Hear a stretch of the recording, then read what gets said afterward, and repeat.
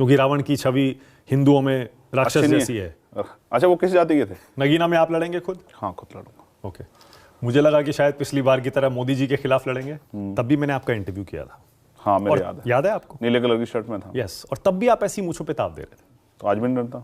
मैं आपके निजी दर्द की बात कर रहा था। आपने अभी कहा ना, नाखून निकाल दिए, रीढ़ की हड्डी तोड़ दी, गोली चली। कितने हमले हुए आप पर, आपने अभी तक गिना है कुल? और जहर आपको कहां दिया गया था? सहारनपुर जेल में। हाँ, जब एनएसए में आप जेल में? Yes yes yes. पर योगी आदित्यनाथ आपको जेल में जहर क्यों दिलवाएंगे? वो आप पर गोली क्यों चलवाएंगे बाहर? उनको क्या जरूरत है? वो तो जीत रहे हैं।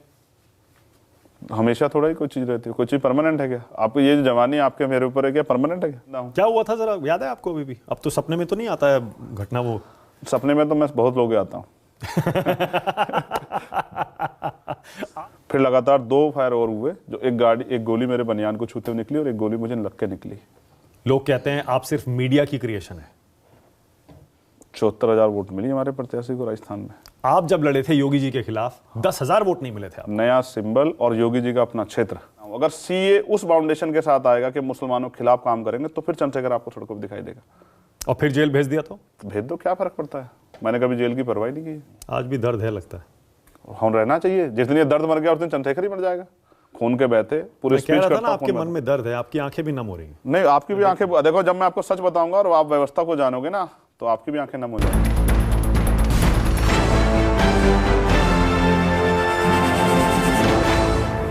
आप देख रहे हैं न्यूज 24, मैं हूं मानक गुप्ता। आज चाय वाला इंटरव्यू भीम आर्मी और आजाद समाज पार्टी के चीफ चंद्रशेखर आजाद रावण का। बहुत स्वागत आपका चंद्रशेखर आजाद चाय वाला इंटरव्यू में। धन्यवाद मानक भाई। क्या चल रहा है आजकल? बहुत दिनों बाद मुलाकात हो रही है आपसे। हाँ, मैं ये कहूँ कि फोग चल रहा है तो अच्छा, ये तो अच्छा नहीं होगा। वैसे चल तो रहा है। हाँ, क्योंकि जहाँ से मैं आता हूँ पश्चिम से, वहाँ कोहरा बहुत है। तो जो सफ़र 2-3 घंटे में पूरा होता था, वो 5 घंटे में पूरा हो रहा है। गाड़ी उस स्पीड से जा नहीं रही। और आपकी लाइफ में क्या चल रहा है? चुनाव आने वाले हैं, क्या तैयारी है, क्या कर रहे हो, कहाँ घूम रहे हो? नगीना हम लोग पार्लियामेंट की तैयारी कर रहे हैं, और 2-3 सीटें हैं जिस पे पार्टी काम करे उत्तर प्रदेश में, जिनको पार्टी लड़ना चाहती है, तो उस पर काम चल रहा है। और जमीनी तैयारी जिसको कहते हैं। नगीना में आप लड़ेंगे खुद? हाँ, खुद लड़ूंगा। ओके। मुझे लगा कि शायद पिछली बार की तरह मोदी जी के खिलाफ लड़ेंगे, वाराणसी के खिलाफ जब ऐलान किया था आपने। देखिए, वो समय परिस्थितियाँ हैं, तो अभी तो नगीना श्योर है कि मैं लड़ रहा हूँ। उसकी तैयारी भी हम लोगों ने। मानिक भाई, भारत की राजनीति में इस समय ये काशीराम साहब का समय नहीं है कि बहुत सस्ते साधनों पर राजनीति हो जाए। तो जो रिसोर्स है वो 1-2 जगह ही उनको लगा सकते हैं। ओके। कार्यकर्ताओं की मेहनत का पैसा है, तो कोशिश कर रहे हैं कि जिन सीटों पे लगाएं वो रिजल्ट देने के लिए लगाएं। 5-7 सीटें कुछ ऐसी हाँ, चिन्हित मान के चलें। हाँ, देश भर में है 12-15 सीटें जिनको तैयार कर, अलग अलग स्टेट में। जैसे भी झारखंड में है, और बिहार में है, हरियाणा में है, पंजाब में है, यूपी में है, एक दिल्ली में भी है। तो दिल्ली में भी लड़ेंगे? हाँ, कोशिश कर रहे हैं कि जिन सीटों को, एक उत्तराखंड में हरिद्वार, जहाँ तैयारी कर रहे हैं कि और जहाँ वोट भी मिला है, वो असेंबली इलेक्शन में जहाँ वोट भी मिला है उस तरह का। राजस्थान में भी एक सीट है जिसको, 2 सीट जिनको तैयार कर रहे हैं। अकेले लड़ेंगे? मतलब आजाद समाज पार्टी अकेले अपने दम पर इन सारी सीटों पर लड़ेगी?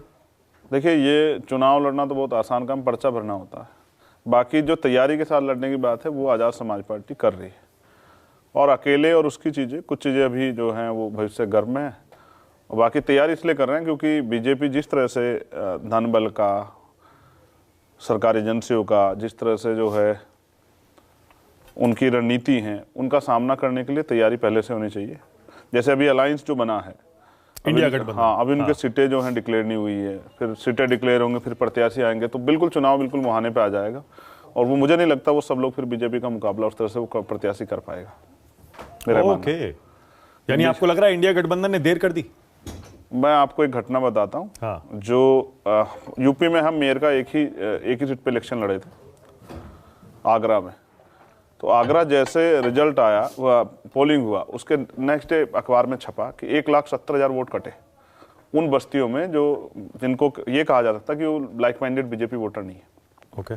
तो बीजेपी तो हर स्तर पे काम कर रही है ना, अपनी जो ताकत है उसका हर तरह से प्रयोग कर रही है कि वो सत्ता में बनी रहे। तो उनका मुकाबला करने के लिए अभी तो जिसको टिकट नहीं हो रहा वो तैयारी कहाँ कर रहा है? वो तो पहले इंतजार कर रहा है टिकट फाइनल हो जाए, टिकट की घोषणा, फिर वो तैयारी में जाए।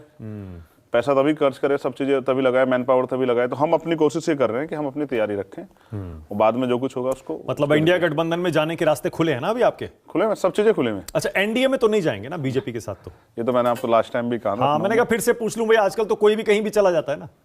मैं कोई भी नहीं, कांग्रेस और शिवसेना का गठबंधन हो सकता है, तो फिर आजाद समाज पार्टी बीजेपी के साथ क्यों नहीं जा सकती? विचारधारा का विरोध। और तो कांग्रेस और शिवसेना की विचारधारा कौन सी मिलती है? अब ये कांग्रेस के लोग बता सकते हैं। मगर मैं समझता हूँ राजनीति में सब कुछ संभव है, लेकिन क्योंकि जो काम हम लोग कर रहे हैं और बीजेपी से कुछ जो इश्यूज हैं, वो उनके जो एजेंडे हैं उनको लेके, और उसलिए उनका कोई समर्थन अच्छा, लड़ाई आपकी बीजेपी के खिलाफ ही होगी? उस विचारधारा के खिलाफ है। Okay. बीजेपी में अच्छे लोग रहे, अटल जी देखिए कितने बड़े नेता थे, अभी उनका सम्मान करता हूँ। कुछ और अच्छे नेता हैं, सुषमा स्वराज जी का हम लोग सम्मान करते हैं, लेकिन आज की जो लीडरशिप है वो उस तरह से नहीं है जो बदले की भावना से काम करे, या जिनका जो कहे कुछ और बाद में जब पूछा जाए, जैसे आप चुनाव में कोई भी घोषणा कर दो, जैसे आपने कहा 450 सिलेंडर देंगे और बाद में कहा नहीं देंगे, तो आप क्या कर सकते हैं? जैसे अभी कहा राजस्थान में कहा था, वहां तो दे रहे हैं, बहुत कुछ करना, 2 करोड़ रोजगार देंगे, किसान की आय दुगनी कर देंगे, तो आप तो रोज बैठते हैं। अच्छा, क्या ये भी संभावना है कि एनडीए और इंडिया गठबंधन हो और आजाद समाज पार्टी किसी और के साथ चली जाए? बहुत कुछ संभावना है। अगर कोई तीसरा फ्रंट बनेगा तो ये जो आपकी तस्वीरें मैं दिखा रहा हूं, आपके पीछे चल रही हैं, इसमें एक तस्वीर प्रियंका गांधी की भी आपके साथ है। प्रियंका जी आपको देखने आई थी अस्पताल में और आपको भाई कह रही थी। नहीं, मैं उनको बड़ी बहन ही मानता हूँ। मानते हैं ना? हाँ, तो ये भी तो हो सकता है कि कांग्रेस के साथ आपका अलायंस हो जाए। देखिए, राजनीति अलग बात है और रिलेशन अलग बात है। तो मैं समझता हूँ, मेरा जब भी मैं तकलीफ में हुआ, हमेशा प्रियंका जी ने मेरे लिए अपनी बात रखी, चाहे ट्विटर के माध्यम से, चाहे अपने लोगों को भेज के। मैं उनका दिल से धन्यवाद करता हूँ। और मैंने कहा राजनीति में सब कुछ संभव है। मैं आपको बहुत स्पष्ट रूप से बता रहा हूँ, क्योंकि मैंने झूठ बोलना मुझसे आता नहीं है। राजस्थान और मध्य प्रदेश इलेक्शन से पहले मैंने कांग्रेस के लोगों से, सीनियर लोगों से मेरी बात हुई। यही वो तस्वीर है ना? हाँ, यही वो तस्वीर है उस दिन के लिए। और जब आप अस्पताल में थे? हाँ। ये गोली चलने वाली तस्वीर है? नहीं, उससे पहले जब बीमार हुए थे? उससे अच्छा, पहले, जब मुझे जेल में पॉइजन दिया गया, उसके बाद की तस्वीर है, जेल से आने के बाद। तो अच्छा, जेल में जहर दिया गया था, ये कंफर्म है? हाँ, कंफर्म है ना, तभी तो मैं 8 दिन हॉस्पिटल में रहा मेरठ। तो मैं जो आपसे कह रहा था कि राजनीति बहुत कुछ संभव है। हाँ। लेकिन मेरा नेचर है कि मैं एहसान नहीं भूलता हूँ किसी का, दोस्ती भी नहीं भूलता हूँ, दुश्मनी भी नहीं भूलता हूँ। तो मैंने आपसे कहा कि मध्य प्रदेश और राजस्थान इलेक्शन से पहले मैंने कांग्रेस के सीनियर लोगों से बात की, मेरी 2-3 बार बात हुई। लेकिन जो जैसा अखिलेश जी के साथ हुआ कि भाई वो सीटों को लेके उन्होंने कहा भाई हम अपने दम पे जीत जाएंगे, तो मैंने कहा ठीक है। फिर आजाद समाज पार्टी को भी अपने दम पे कुछ करके दिखाना चाहिए, और अपने अच्छा काम किया मध्य प्रदेश राजस्थान में। और बिल्कुल हम विन होते होते कुछ सीटें, 3 साल की पार्टी है हमारी, जिसमें कोरोना काल में हमने देखा, और बिना बहुत बड़े साधनों के और बिना बहुत बड़े जो सहयोग के हम लोग इस पार्टी को चला रहे। और हम तो कितनी सीटें लड़े आप एमपी राजस्थान में? एमपी में 100 के करीब सीटें लड़े। हाँ। और राजस्थान में 47 सीटों पे कितने वोट मिले वहां? हमें राजस्थान में हम लोग 2 सीटों पे दूसरे नंबर पे हैं। ओके। और 10,000 सीटों पे तीसरे नंबर पे हैं।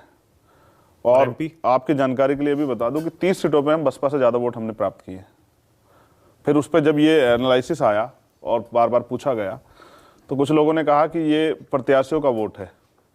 तो उसको भी मैंने फिर स्पष्ट किया कि जिस सीट पे पिछली बार बसपा जीती, उस सीट पे इस बार बसपा को 1000 वोट मिले। मतलब बकायदा ये रिकॉर्ड है, ऑन रिकॉर्ड। हाँ। तो 1200 वोट मिले, तो वो वोट कहाँ गया बहुजन समाज का? उस सीट पे इस बार हमें, बसपा को इस बार 1200 वोट मिले, 1100 कुछ, और हमें 50,000 वोट मिले। तो यानी कि लोगों में 2022 के चुनाव के बाद बहुत बदलाव है। मध्य प्रदेश में भी एक सीट पे हम अच्छे वोट प्राप्त लगभग 29,000 वोट लेके गए। तो नया सिंबल है। अब आप समझिए ना, जो अब क्या सिंबल है आपका? केतली। हाँ, वो तो है ही। हाँ, आप हमारी चाय जहां से आई वो इसी सिंबल पे हम लोग लड़े। और आप ये भी एक आश्चर्य बात नहीं है, मगर ये सत्ता का खेल है कि चुनाव के मतलब नॉमिनेशन चल रहे थे, उस दिन हमें कोर्ट के आदेश के बाद अलाउड हुआ सिंबल पे। तो बहुत टेंशन है ना, जो दिखाई नहीं देती, अब सब चीजों पे नहीं बात करते। अच्छा, ये भी हो सकता है कि बहुजन समाज पार्टी के साथ भी कोई अलायंस हो जाए, बहन मायावती के साथ आपका, और कांग्रेस भी आ जाए। कहा यह जा रहा है कि त्रिकोणीय फाइट भी यूपी में हो सकती है। इंडिया गठबंधन एक तरफ, एनडीए एक तरफ, और आजाद समाज पार्टी और कांग्रेस और बीएसपी एक साथ आ जाए, क्योंकि बीएसपी अभी कहीं भी नहीं है। तो हम तो बहुत दिनों से बसपा के साथ प्रयास में लगे हुए थे, लेकिन अब बीएसपी के लोगों को, उनको लगता है कि उनको चंद्रशेखर की जरूरत नहीं है। और मैं समाज हित में हमेशा उनके साथ खड़ा रहा, अभी भी मैं उनके साथ खड़ा हूं जब समाज हित की बात आई। क्योंकि देखिए, नेता व्यक्तिगत हो सकता है, लेकिन नेता से जो समाज जुड़ा होता है उसके ऊपर भी असर होता है। बेंजी अगर कमजोर हुई हैं तो उसका खामियाजा जो है वो कमज़ोर वर्गों को भी उत्तर प्रदेश में और देश भर में उठाना पड़ा है। जब नेता स्ट्रोंग होता है तो एक दबाव रहता है सरकारों के ऊपर भी, अगर कोई बात होगी तो बहुत नफे नुकसान हो सकते हैं। तो उनके कमज़ोर होने से समाज को नुकसान हो, इसलिए हम कोशिश कर रहे हैं कि एक और पावर ताकत बन के खड़ी हो जाए कि समाज का नुकसान ना हो। तो बहुजन समाज पार्टी के कमजोर होने पर आपकी पार्टी मजबूत क्यों नहीं हो पाई उस रफ्तार से, उस स्पीड से? वो सारा का दलित वोट जो बीएसपी का था वो क्यों बीजेपी की तरफ चला गया? नहीं, ये इसके कोई आपके पास ऑथेंटिक आंकड़े हैं क्या? बीजेपी डेटा तो है, सारे चुनाव में आप देखेंगे, पीछे जाइए। अच्छा, तो बहुत दलित वोट गया बीजेपी की तरफ। पिछली लास्ट टाइम 2017 में कितना वोट मिला बीजेपी को, कितने परसेंट, अगर आपको याद हो? मतलब कुल वोट पूछ रहे हैं या दलित वोट? कुल वोट, टोटल कुल वोट उत्तर प्रदेश में। उत्तर प्रदेश में अगर आप चेक करके बता सकें, आपकी जानकारी में हो। और फिर जो इसमें मिला उसके बाद 2022 में, इसको भी आप चेक करोगे तो आपको लगेगा कि बीजेपी उसके आसपास ही है। वोट शेयर जो बढ़ा वो समाजवादी अलायंस का बढ़ा। ओके, आपको, मुझे जहां तक आइडिया है, समाजवादी अलायंस को पहली बार इतना वोट मिला है हारने के बाद भी, जितना वोट उनको 2012 में सरकार बनाने के समय नहीं मिला था। तो जो पढ़ा लिखा कर्मचारी अधिकारी था उसने इस बात के साथ कि भाजपा आके सत्ता में नुकसान ना पहुंचाए, जिस तरह नुकसान वो झेल रहे हैं, इसलिए समाजवादी अलायंस को, क्योंकि हम उनके साथ लंबे समय तक खड़े दिखाई देते रहे, उनको वोट किया मन बना के कि बीजेपी को रोकने के लिए अच्छा विकल्प है। लेकिन वो भी इस बार क्योंकि 2022 में सारा वोट देके थक गए कि फिर समाजवादी फिर भी नहीं जीती, समाजवादी अलायंस फिर भी सरकार नहीं बना पाया।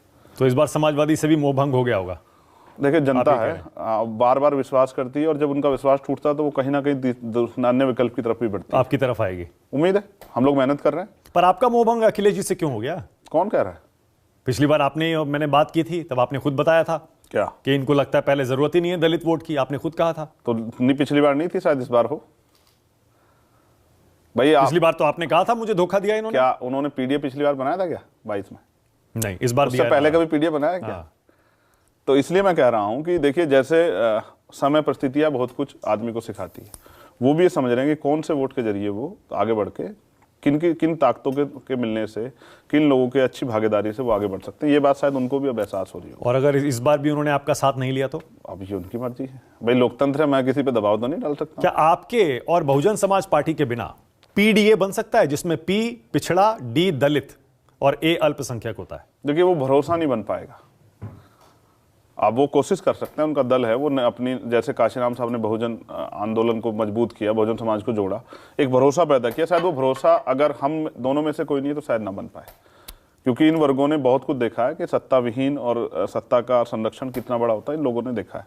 तो अब इनके अंदर भी ये चाहता है कि भाई इनका, देखो मैं आपको एक चीज बताता हूँ, मुझे गोली लगी और पूरे ऑल ओवर इंडिया 25-26 स्टेट में हमारा संगठन है, एक बहुत अच्छी जो है एक बड़ी तादाद है जो हमें सपोर्ट करती है। वो हमने कई बार दिल्ली में प्रोटेस्ट करके, और हर स्टेट में हमने प्रोटेस्ट करके दिखाया, डिस्ट्रिक्ट में हमारे संगठन है, या विधानसभा में हमारे संगठन है। लेकिन आप देखो, क्या कोई सदन में किसी ने चर्चा की, सरकार से सवाल पूछा? ना यूपी के सदन में, ना आप दिल्ली के सदन में, पूछा नहीं गया ना। इसका मतलब, जब समझे, मेरे जैसे व्यक्ति के लिए नहीं कोई बोलना चाहता तो आम दलित के लिए कोई बोलेगा क्या? आम मुसलमान के लिए, पिछड़े के लिए कोई बोलेगा क्या? 69,000 शिक्षक भर्ती के बच्चे जो मेरे जैसे ही हैं, जो जिनके माँ बाप ने उनको मेहनत करके खून पसीना लगा के उनको पढ़ा लिखा के तैयार किया, उनकी नौकरी छीन ली उत्तर प्रदेश सरकार ने, और वो भूख हड़ताल पे, आमरण अनशन पे बैठे हैं लखनऊ में। तो क्यों आपके पीछे कोई खड़ा नहीं हो रहा? मेरे पीछे नहीं, मैं उनके पीछे खड़े होने की बात कर रहा हूँ। हाँ, मैं वही तो कह रहा हूँ, आपके पीछे आप पर गोली चल गई, हमला हो गया, छोड़े, कोई आपकी आवाज क्यों? हमारे लोग मेरे साथ खड़े ना, बहुत है ना भाई। आप ये देखें ना, यूपी गवर्नमेंट ने उसके बाद मुझे सुरक्षा नहीं दी, तो मैंने उनसे कोई लड़ाई थोड़े की है। मुझे लगा कि भाई अभी हमें और ताकत बना के अपनी हैसियत मजबूत करनी पड़ेगी। मैं तो काशीराम साहब को नेता मानता हूँ ना, तो वो कहते हैं कि भाई और ताकत बनाने की जरूरत है, तो और ताकत बना रहे हैं। लेकिन जो मैंने आपसे इशू कहा, पिछड़े दलित वर्ग के नेताओं को जरूरत नहीं क्या इन वर्गों के बच्चों की, जब वो उनके मुद्दों पर चुप हैं? अगर उन बच्चे में, उनमें से किसी की जान चली जाए, कौन जवाब देगा? तो इसलिए मैं सोचता हूँ कि हमारे नेताओं को अपनी जिम्मेदारी को अदा करना चाहिए। हमें सरकार से ज़्यादा उम्मीद नहीं करनी चाहिए, सरकार बहुत कुछ करेगी। ये जो आप ये नीले रंग का साफा पहनते हैं, शॉल पहनते हैं, कभी पगड़ी भी पहनते हैं, इसका क्या राज है? नहीं, ये नीला रंग समानता का रंग है। डॉक्टर बाबा साहब अम्बेडकर ने नीले रंग को प्रायोरिटी दी। वो नीले रंग का कोट पहनते थे, नीला, और ये नीले झंडे को वो करते थे। नीला झंडा हमारे आंदोलन का प्रतीक है। नीला मतलब यानी कि नीला, जैसे गगन जो है वो आसमान सबके लिए बराबर है, तो इसलिए ये समानता का रंग है। तो हम समानता के पैरोकार हैं। आपका तो स्टाइल भी बन गया ना? स्टाइल, अब आप समझिए ना, आप अपना, अभी तस्वीर देखिए पीछे, ये मेरी सबसे पहली तस्वीर है जो सबसे ज्यादा वायरल हुई। हाँ, तो ये नीला रंग समानता का प्रतीक है, और मैं समानता का प्रबल समर्थक हूँ। सब में देखिए आप ये नीला पहन के बैठे होते हैं हर तस्वीर में। हाँ, भले ही आपका कप भी तो नीला देखिए कहीं कहीं से है ना। पर बीएसपी का बिल्कुल रंग भी ऐसा ही झंडा है हमारा, व्हाइट और ब्लू। हाँ, बीएसपी का रंग भी तो नीला ही है। हाँ अच्छा है ना, उनका झंडा हमने तो नीला उन्हीं से सीख सीख के हम लोग आगे बढ़े ना। अच्छा, भाई आरपीआई जो थी उसका भी झंडा नीला ही था, और शेड्यूल कास्ट फेडरेशन का भी झंडा जो बाबा साहब ने बनाया उसका भी झंडा नीला ही था। इसमें एक तस्वीर और है जो भी आएगी आपकी स्क्रीन पर, आप देखिएगा। अच्छा, जिसमें आप अपनी मूछों को ताव दे रहे हैं। तो यहाँ देख रहा हूँ कि मूछें थोड़ी सी नीचे हो रही हैं आपकी। नहीं, मैं जब आपके यहाँ कुछ आया बदला ना, तो नहीं? जब मैं आपके यहाँ आया तो सुरक्षा व्यवस्था उस तरह की नहीं है। हाँ, तो मेरी जिम्मेदारी है कि भाई मैं अपने आप को सुरक्षित रखूं, क्योंकि बहुत सारे लोगों की उम्मीद हूं मैं, तो इसलिए मैंने मास्क लगा रखा था, तो उस मास्क की वजह से नीचे हाँ, तो अब तो ऊपर कर लीजिए, अब तो आपके फैन देख रहे होंगे। ये देखिए, तो ये ऊंची ऊंची, ये कौन कह रहा नीची है? अभी तो नीचे लग रही है मुझे। आपके है नहीं ना, तो आपको क्या एहसास मूंछों का? हाँ बिल्कुल, बहुत मुश्किल होता है मुझे मेंटेन करना। और आप तो हमेशा, आप समझिए ना, मूछे वही रख सकता है जो मूछों की कदर कर सकता स्टाइल भी बन गया है ना, मान लीजिए ना। ये नहीं, मैं मना क्योंकि कब कर आप रहा युवा नेता हैं मैं और युवा आपकी एक फॉलोइंग भी है, ये आपका ट्रेडमार्क स्टाइल बन गया है। ये नीला साफा, ये मूछें। नीला साफा लोग पहनते हैं, मुझसे पहले से पहनते हैं, लेकिन मूछे रखना मैं समझता हूँ कि भाई कॉन्स्टिट्यूशन ने जो राइट हमें दिए हैं, हाँ, हम अच्छा कपड़े पहने, अच्छे बाल रखें, अच्छे मूछे रखें, अच्छी गाड़ियों में घूमें, तमाम तरह की सुविधा का उपयोग करें। ये भारत के संविधान ने हमें 26 जनवरी 1950 को और रिबैन के चश्मे भी पहनते हैं एकदम अब हीरो तो बन के घूमते हैं आप। साइड वाला जो है, अब मैं अपने लोगों के लिए हीरो ही हूँ हाँ, भाई, वो मुझे हीरो की तरह ही देखते हैं ना। क्यों? उनको आपको क्या समझ में आता है कि ऐसा क्यों होता है कि चंद्रशेखर आजाद को लोग हीरो समझते हैं, युवा खास तौर से, आपके वर्ग के और बाकी भी? देखिए, मैं कोशिश ये करता हूँ जो मैंने सीखा है मूवमेंट से, और वो मैं उनको सिखाने का प्रयास करता हूँ कि ईमानदारी कितनी जरूरी है आंदोलन में, और समर्पण त्याग कितना जरूरी है, और संघर्ष कितना जरूरी है। जो डॉक्टर बाबा साहब अम्बेडकर ने नारे दिए, शिक्षित बनो, संगठित रहो, संघर्ष करो, उनको पहुंचाने का काम करता हूं। और मैं उनको वो बुनियादी चीजें बताता हूं जो मैंने जीवन में सीखी हैं, जिनको अगर वो सीखना चाहेंगे तो उनको कम से कम 8-10 साल लगेंगे, तो मैं उनको बिठा के समझाता हूँ, और वो उस दर्द को महसूस करते हैं। उनको लगता है कि कोई है जो दिन रात बिना सोए, बिना थके, तमाम तरह की मुसीबतों का सामना करते हुए, जेल काटते हुए, लाठियां खाते हुए, पैरों के नखून भी खींच लिए गए, जिसको जो है, जिसकी रीढ़ की हड्डी को भी तोड़ दिया गया, जो गोली खा के बैठा है, तो वो उसको जो है पसंद करते हैं। ये देश तो वैसे भी हीरो वर्शिप का देश है ना, जबकि मैं इसके खिलाफ। डॉक्टर बाबा साहब अम्बेडकर ने कहा कि राजनीति में, धर्म में नायक पूजा अच्छी बात है, वो आपको मुक्ति के रास्ते की तरफ ले जाती है, लेकिन राजनीति में नायक पूजा खतरनाक है, वो व्यक्ति को तानाशाह बनाती है। हमारा देश इस बात को भुगत रहा है आज के समय में। भाजपा खुद भुगत रही इस बात को। उन्होंने आज मोदी जी को इतना ताकतवर बना दिया कि भाजपा को कितने सारे नेता तो निपटा दिए उन्होंने इस बार मध्य प्रदेश, राजस्थान के। अब देखो राजस्थान में जिन लोगों तो कह रहे हैं कि वो तो एक जनरेशनल चेंज है, वो पीढ़ी उनकी पुरानी हो गई थी, तो इसलिए नई पीढ़ी को मौका दिया। तो क्या हम मोदी जी किसी और को मौका देने वाले हैं 24 में? ये तो सब पे लागू होता है ना भाई। आपके यहाँ तो शायद उसमें आरएसएस में था ना कि 70 साल के बाद आपको संन्यास लेना पड़ेगा, तो मुझे लगता था आपने तो आरएसएस। पर मोदी जी को तो खूब वोट मिल रहे हैं। नहीं, अच्छी बात है ना, मिलने चाहिए। हाँ। बीजेपी का संगठन आरएसएस का 100 साल के लगभग भी तो होने वाला है भाई। आप समझिए ना, एक बच्चा जो 100 साल, एक आदमी जो 100 साल का और एक बच्चा जो 3 साल का है, तो फर्क तो है ही। मैं उनसे अपना कंपैरिजन थोड़ा ही कर रहा हूँ ना, मैं उनसे कोई लड़ रहा हूँ, मैं तो अपने लोगों को तैयार कर रहा हूँ। जब आप जेल से निकले थे ना, तब भी मैंने आपका इंटरव्यू किया था। हाँ, मेरे याद है आपको? नीले कलर की शर्ट में था। यस, और तब भी आप ऐसी मूंछों पे ताव दे रहे थे, और मैंने आपसे पूछा था कि आपने ये क्यों किया। मैंने पूछा क्या ये संदेश ये है कि मैं डरता नहीं हूं? तो आज भी नहीं डरता। अब देखो, कोई आदमी गोली खा के, जिसके सारे आरोपी गिरफ्तार ना हुए हों, गोली चलाने वाले, और वो आपके स्टूडियो में आया है, तो आप समझिए कि डरता तो अभी भी नहीं। कौन सी यहाँ कोई सुरक्षा है? यहाँ भी कोई गोली चलाता है यहाँ निकलती। इतनी ताकतवर सरकार यूपी में और केंद्र में, फिर भी आपको डर नहीं लगता? मैं तो भारतीय संविधान की वजह से ताकतवर हूँ, और वो सरकारें भी संविधान की वजह से बनी है। और लोकतंत्र है, जनता जिसके साथ खड़ी हो जाती है वो ताकतवर हो जाता है। जनता जिनके साथ है वो ताकतवर है। जनता अगर जिस दिन उनके पास से हटेगी, वो भी मेरे जैसे हो जाएंगे कमजोर। आप अपने सीने में, ऐसा लगता है कोई दर्द कई तरह के छिपाए हुए हैं। मैं आपके निजी दर्द की बात कर रहा था। आपने अभी कहा ना, नाखून निकाल दिए, रीढ़ की हड्डी तोड़ दी, गोली चली। कितने हमले हुए आप पर? आपने अभी तक गिना है कुल? हमले गिनूंगा तो हमले जैसे एक बार अभी गोली चली, यस, फिर उससे पहले एक बार कार पर गोली चली थी, जहां तक मुझे याद है। तो 2 बार हमले हुए शायद, या और भी कई हुए? 3-4 बार प्रयास हो गए ना। जब मुझे दिल्ली में, मैं एनआरसी में आंदोलन में गिरफ्तार हुआ, 2 बार गिरफ्तार हुआ मैं। तो एक बार तो मुझे खूब पीटा गया। कहां पर? दिल्ली पुलिस ने पीटा, थाने में। सीए वाले उसमें? हाँ, सीए वाले में भी, और उसमें क्या नाम, गुरु रविदास जी का जो मंदिर का आंदोलन, उसमें भी वो खूब पीटा। जितना थाने में पीटा? हाँ, 250 लाठियां मारी होंगी। खूब लाठियां मारी, पैरों तक के नखून खींच लिए, और मुझे कहा गया कि अगर खाली दलितों की लड़ाई लड़ो तो ठीक है, अगर दलित के बाद पिछड़े मुसलमानों की बात करोगे, ईसाइयों की, तो ये स्वीकार नहीं किया जाएगा। तो मैंने कहा आप कौन होते हैं ये कहने वाले? तो मैं तो जानता हूँ ना कि कौन किसके कहीं से बोलता है, मैं समझता हूँ ना इस बात को। मुझे कोहनी मार के मेरी रीढ़ की हड्डी में गैप तैयार कर दिया गया, और मैं 12 दिन, हाँ मैं 12 दिन उठ नहीं पाया ना, दिल्ली पुलिस ने। और मैंने ये जज साहब को बताया, लेकिन अब आप समझिए ना, कहाँ जज और कहाँ, जब सब कुछ सरकार के अधीन है। इस देश में लोकतांत्रिक शक्ति सबसे बड़ी शक्ति है। और जहर आपको कहाँ दिया गया था? सहारनपुर जेल में। हाँ, जब एनएसए में आप जेल में? यस। जब मैं निर्दोष होते हुए, और कोर्ट के ने जो चीफ जस्टिस थे, जो जिन्होंने मेरे बेल का ऑर्डर किया, उन्होंने लिखा कि ये जो पूरी घटना है ये राजनीतिक प्रेरित है, चंद्रशेखर निर्दोष है। उसके बाद जो है मेरे ऊपर रात को 3 बजे उठा के एनएसए लगाई। तो कोशिश तो पूरी की ना, मतलब मैंने, आप योगी जी ने, हाँ योगी जी की सरकार, योगी जी करेंगे। हाँ। और ऊपर से शायद मोदी जी ने भी कहा कि भाई ठीक है, ऐसे आदमी को निपटाओ। कैसे आदमी को? जो अपने लिए कुछ नहीं चाहता है, क्योंकि यहाँ तो हर आदमी अपनी सुख सुविधाओं के लिए लड़ रहा है। और जब आप अपनी कम्युनिटी के लिए लड़ रहे थे? जब मैं हर उस कमजोर व्यक्ति के लिए लड़ रहा हूँ, किसी जाति धर्म का जो अन्याय सह रहा है। और मैं नौजवान हूँ, बेरोजगारी के दर्द को समझता हूँ, गरीब गांव में से आता हूँ, तो गांव की समस्याओं को। तो वो 15 महीने जब जेल में थे तब तो नए आए थे आप? 16 महीने। 16 महीने, तब तो नए थे आप राजनीति में? राजनीति में था ही नहीं ना। हाँ, मतलब वही मैं कह रहा हूँ, नए थे। तब तो मैं राजनीतिक लोगों से बहुत चिढ़ता था। और तब भी नहीं डरे आप जेल के अंदर भी? गलत किया हो तो डरे ना आदमी।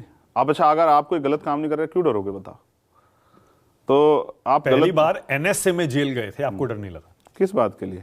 कि पता नहीं बाहर निकलूंगा नहीं निकलूंगा, क्या फर्क पड़ता है? कहा गया ना, जब कैराना का उपचुनाव हुआ, उस समय हुआ क्या ना, 2 उपचुनाव हुए थे, गोरखपुर और फूलपुर, और दोनों बीजेपी हारी थी। उसके बाद कैराना का उपचुनाव हुआ, तो कैराना के उपचुनाव में डीएम साहब की तरफ से मुझे आदेश आया, उनका एक आदमी कहने के लिए आया कि अगर आप इसमें समर्थन किया तो हम आपको यहाँ से जेल ट्रांसफर करके प्रतापगढ़ भेज देंगे आपको। अच्छा। तो इसलिए आप चुप रहें। रमजान का समय चल रहा था, तो मैंने कहा कि देखो भाई, मैंने चुप रहना सीखा ही नहीं, आप मुझे प्रतापगढ़ की जगह चाहे पाकिस्तान भेज दो, तो मैं बोलूँगा जरूर। तो मैंने एक पर्ची लिखी, उन्होंने मेरी मुलाकात बंद कर दी। मैंने एक पर्ची लिखी जो आप शायद समझ पाओ, इफ्तियारी जो होती है रमजान के महीने, हाँ। उसका सामान लेके जो रिक्शा वाला आता था, मैंने उसको दी कि इस नंबर पे को फ़ोन करके आप ये दे देना, मेरी मदद कर देना। वो पर्ची जब गई तो हमारे लोगों ने काम किया। मैंने उनसे कहा जब एक भूखे रहना, लेकिन ये चुनाव बीजेपी नहीं जीतनी चाहिए। उसका इम्पैक्ट ये हुआ कि बीजेपी 44,000 वोट से हारी अपनी सिटिंग सीट। और देखो प्रभाव बढ़ रहा है ना। खतौली आप देखो, खतौली 3-4 बार हारी हुई सीट है। जब समाजवादी बीएसपी आरएलडी अलायंस में लड़ी 2019 का लोकसभा, तब भी वो सीट को हारी। 2017 में भी हारी, 2022 में भी हारी। तो वो हारी भी सीट थी, उसको भी हमने जब लोगों के जाके अपील की, तो हमारी अपील में इतना असर था कि हमने उस सीट जिताई। जेल में जहर किसने दिया आपको? अगर एग्जैक्ट ये पता होता तो उसके खिलाफ कुछ को करता। मतलब जेल में जो आपने खाना खाया उसी में? खाने में। देखिए जेल में हर तरह, जेल एक ऐसी जगह है जहाँ कोई घटना कल होने वाली उसकी जानकारी आज होती है, क्योंकि जेल में उस तरह के लोग रहते हैं जिनके सबसे संबंध है।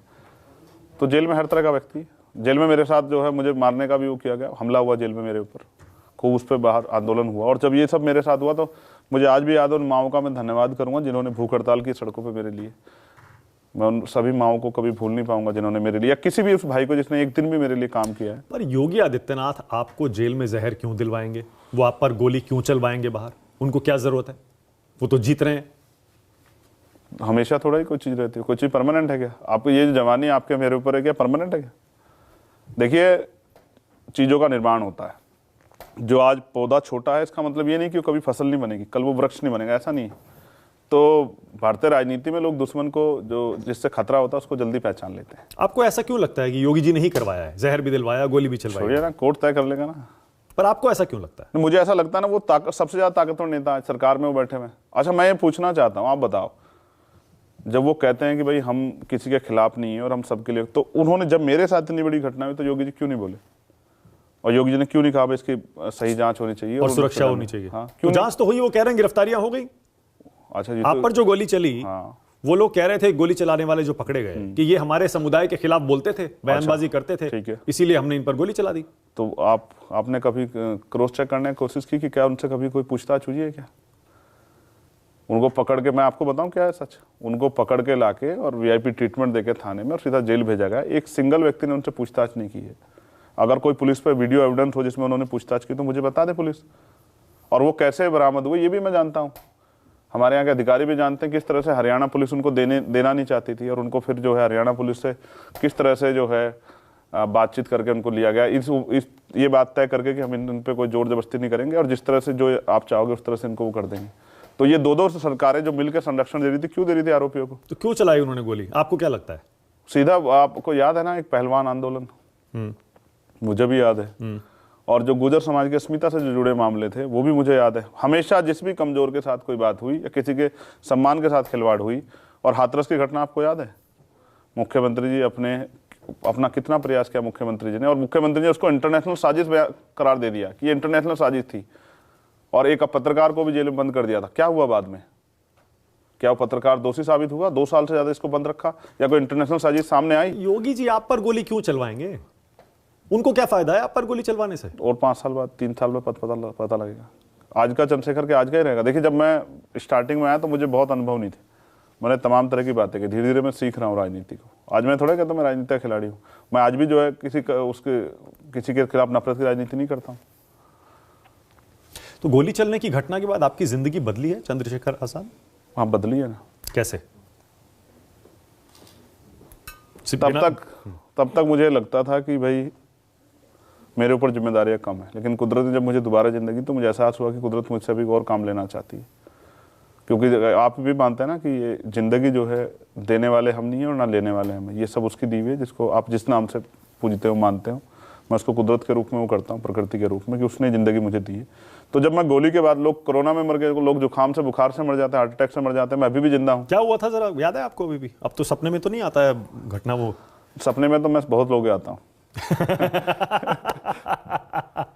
आप बहुत लोगों के सपने में आते हैं, आप कह रहे हैं। हाँ। पर आपके सपने में वो घटना आती है, याद है वो आपको? नहीं, पर याद है घटना? याद है ना। क्या हुआ था बताएं? अच्छी तरह, मेरी अभी गवाही भी है ना उसमें, मुझे अच्छी तरह याद है क्या हुआ था।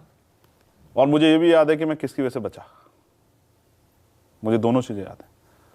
मैं जब अपने साथी से मुलाकात करके उसके परिवार से उसके दुख में शामिल होकर निकल रहा था, और फ़ोन में अचानक से एक फ़ोन मेरे फ़ोन पे आ रहा था, तो इतने में ही पीछे से ऐसी गोली चली, मुझे लगा कि इसने पटाखा छोड़ा। तो फर्स्ट रिएक्शन मेरा ये था कि मुझे लगा गाड़ी का शीशा खुला रह गया है, इस वजह से बाहर से आवाज़ आ रही है। तो वो शीशा नहीं खुला रहा था, वो शीशे में गोली लग के कान के पीछे से गई, और मनीष जो चला रहे थे उनके सर के ऊपर से जाकर सामने, उनके सर के ऊपर से बिल्कुल गाड़ी में जाके लगी।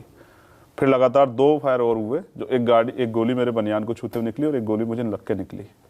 फिर चलाने वाला आदमी सामने गाड़ी ले जाता है और बिना किसी भय के, और 20 मीटर पुलिस खड़ी है 20 मीटर दूर पे, और वो गाड़ी रोक के सामने से, और सामने खड़े होकर 2 लोग फायर करते हैं, जो एक गाड़ी में लगता है, 2 वो हवा में फायर करते हैं लोगों में भय पैदा करने के लिए। तो मेरे आज भी सब याद, जैसे फिल्मी होता है ना सब कुछ, जिसको पूरा प्रोटेक्शन होता है कि भाई आप इतनी बड़ी घटना को अंजाम दो, कोई कुछ नहीं करेगा, हम लोग आपके साथ है, पुलिस हमारी है। तो मेरे आज भी फिर वो लोग चले गए, फिर वो लोग पकड़े गए हरियाणा से। और देखिए कितना आसान था कि इतनी बड़ी घटना के बाद, सब कुछ तत्काल वायरल होने के बाद, वो अपनी गाड़ी छोड़ के और आराम से चले जाते हैं अपने स्टेट में, हरियाणा में। उनके साथ जो 2 लड़के और होते हैं उन पर आज तक कोई कार्रवाई नहीं हुई, जो फोटो में उनके साथ उस दिन घटना करने के बाद दिख रहे हैं बैठे हुए, आज तक उनसे कोई पूछताछ नहीं की गई। मतलब कुछ छुपाया जा रहा है? हाँ, बिल्कुल छुपाया जा रहा है। खुल जाएगा ना, क्या हो गया, बहुत सारी ऐसी घटनाएं हैं जब आदमी ताकतमंद हो तो खुल जाती है, खुल जाएगी, ये भी खुल जाएगी। उसके बाद से सरकार ने तो आपको सुरक्षा नहीं दी? नहीं। तो आपने खुद अपनी सुरक्षा बढ़ाई है? नहीं, पैसा लगता है ना सब चीज़ों में, चाहे उस पैसे को मैं अपने काम पे खर्च कर लूँ। आपके साथी तो हैं इतने सारे, कुछ तो आपने और पहले से एहतियात बरती होंगी। बरती ना, मैंने लाइसेंस के लिए अप्लाई किया जो आज तक नहीं बनाया, 6 महीने हो गए, जबकि मैं वो शख्स हूँ जिसके ऊपर गोली चली और अभी भी मेरी जान को खतरा बना हुआ है। मैंने उसके बाद भी 2 बार जो बहुत इंपॉर्टेंट वो आई मेरे पास इन्फॉर्मेशन, मैंने यहाँ की पुलिस को दी, लेकिन अभी तक मेरा लाइसेंस डीएम साहब ने बनाया। एक दिन मैंने उससे पूछा कि भाई क्या आप मेरी हत्या का इंतजार कर रहे हो क्या, तब लाइसेंस अप्लाई करोगे? तो मुझे ऐसा लगा उनकी दबी से आवाज़ में कि उनके ऊपर सरकार का आदेश है कि चंद्रशेखर को जल्दी मरने दो, अभी इसको ज़्यादा वो मत करो। भाई मैं ये जानना चाहता हूँ मानव भाई कि मुझे मेरी जीवन रक्षा करने का अधिकार मिलना चाहिए, नहीं मिलना चाहिए? बिल्कुल मिलना चाहिए भाई। अगर कोई सुरक्षा में भी हो, मेरे लिए क्यों मरना चाहेगा, मेरे आगे क्यों उड़ेगा? तो कम से कम मुझे अपनी प्रोटेक्शन का अधिकार होना चाहिए। तो क्या मैं लाइसेंस का ये जो पूरा आर्म्स एक्ट है किसके लिए? उन्हीं के लिए जिनको सुरक्षा की। मतलब अभी डर लगता है आपको अभी जब अकेले है? किसके लिए? नहीं, डर किस बात का, मौत तो एक दिन आनी है ना, यहाँ बैठे भी आ सकते। मैंने तो बहुत सारे एंकर देखे, वो उस तरह की वीडियो देखी कि अपनी बात रखते रखते किसी की जान चली गई। ये तो कुदरत ने तय किया है, जिस दिन आएगी आ जाएगी। पहले की तरह घूमते हैं अभी भी कुछ कम किया है? अब परसों में ट्रेन से आया ना, मैं और सुखविंदर 2 लोग ट्रेन से आए, वंदे भारत से। और मेरठ का जब मैं दोराला पहुंचा तो मुझे याद आया मेरठ में 2 पार्षदों के साथ मारपीट हुई है। मेरा मन नहीं माना तो मेरठ स्टेशन पे उतर गया मास्क लगा के। ये मास्क बहुत अच्छा नहीं है, इस मास्क से फायदा होता है। उतर गया तो मैंने अपने साथी को फ़ोन किया कि भाई गाड़ी लेके आ जाओ, मैं यहाँ गया। तो उन्होंने कहा ऐसे अचानक से बिना बताए। तो मैंने कहा उन बच्चों से मिलना जिन पार्षदों के साथ पिटाई हुई है। चंद्रशेखर आजाद, यस, आपके विरोधी कहते हैं कोई आप पर हमला क्यों करवाएगा। लोग कहते हैं आप सिर्फ मीडिया की क्रिएशन है, आप सिर्फ मीडिया में आते हैं इसीलिए आप पॉपुलर हुए हैं, और वो भी एक छोटे से वर्ग में। वोट आप 10,000 नहीं ले पाते हैं। 74,000 वोट मिली हमारे प्रत्याशी को राजस्थान में। आप जब लड़े थे योगी जी के खिलाफ 10,000 वोट नहीं मिले थे। आप नया सिंबल और योगी जी का अपना क्षेत्र और 7 दिन का चुनाव, और हम जिन वर्गों की मैं राजनीति करता हूं उनका वोट कितना वहां है आप जानकारी हासिल कीजिए। और एक भय का माहौल लोगों में कि अगर मुख्यमंत्री खिलाफ जाके वोट करते हैं और वो सरकार में आ जाते हैं तो बहुत नुकसान उठाना पड़ेगा। क्या मैं पहला ऐसा व्यक्ति हूं जो हारा है चुनाव? पर वेस्ट यूपी से आप ईस्ट यूपी गए क्यों? एक सवाल, हाँ। क्या देश की प्रधानमंत्री इंदिरा गांधी चुनाव नहीं हारी? क्या अटल बिहारी वाजपेयी जी चुनाव नहीं हारे? क्या अरविंद केजरीवाल भी हारे थे मोदी? क्या शीला दीक्षित जी चुनाव नहीं हारी? बिल्कुल हारी। तो चुनाव हार जीत से अगर सब चीजें तय होती तो इसका मतलब आप ये कहना चाहते हैं कि लोकतंत्र में गरीब के बेटों की कहीं आवश्यकता नहीं? नहीं। आरोप आप पर यह लगता है कि आपने सिर्फ मीडिया में आने के लिए, सुर्खियां बटोरने के लिए योगी जी के खिलाफ चुनाव लड़ने का फैसला किया। किस लिए? आप वेस्ट यूपी में राजनीति करते हैं, आप ईस्ट यूपी में जाके योगी जी के खिलाफ चुनाव लड़े सिर्फ इसलिए क्योंकि आप मीडिया में छाना चाहते थे। अच्छा मुझे बताओ, क्या ईस्ट यूपी में जिन वर्गों की मैं राजनीति करता हूँ, हादसे पे जो लोग आ जाए, क्या ईस्ट यूपी में नहीं रहते हैं? रहते हैं। फिर तो आपको वोट क्यों? अच्छा, लोग कहते हैं ना, क्यों कहते हैं लोगों को पता है ना कि वो ताकतवर है, तभी तो कहते हैं। किसी कमजोर के लिए भी कोई कहता है क्या? तो वोट क्यों नहीं मिले फिर आपको? तो मैं आपको बता रहा हूं ना भाई, अगर आप इस स्टूडियो से बाहर निकल के जाके देखेंगे और जो लोग आपको नहीं पहचानते हैं तो आप उनके बराबर से निकल जाओ, क्या फर्क पड़ता है? फिर भी मैंने वहां 7,500 वोट लिए, ये थोड़ी बात है क्या? नए सिंबल पे तो 1 लाख मिले थे, 1 लाख से ज्यादा वोट। उससे पहले वहां से 5-5 लाख वोट मिले, वो एमपी रहे वहां, और मुख्यमंत्री है, सिटिंग मुख्यमंत्री। लेकिन आज भी आपको पता है गोरखपुर आज भी पानी में डूबता है जब बरसात आती है। तो दोबारा लड़ेंगे इस बार फिर जब योगी जी के खिलाफ? योगी जी, मैं फिर कह रहा हूं ना, समय आने पे सब कुछ तय होगा। और योगी जी, क्या योगी जी हार नहीं सकते चुनाव? लोकसभा हारे नहीं थे क्या वहां? उपचुनाव में लोकसभा हारे नहीं क्या? तभी तो योगी जी थे। आपने पूछा कभी योगी जी से भाई लोकसभा कैसे हार गए थे, आपसे इतने बड़े नेता हो? जो आदमी 5 साल से चीफ मिनिस्टर है उसका इतना तो प्रभाव अपने क्षेत्र में होगा। लेकिन मैं वहां जाके लड़ा इस डर के बावजूद कि लड़ना नहीं कोई चाहता, ये थोड़ा है क्या? आपके विरोधी ये भी कहते हैं कि आप आंदोलन जीवी हैं, जहां कोई आंदोलन दिखता है ना आप वहां पहुंच जाते हैं, चाहे आपके मूवमेंट का उस आंदोलन से कोई लेना देना हो या ना हो।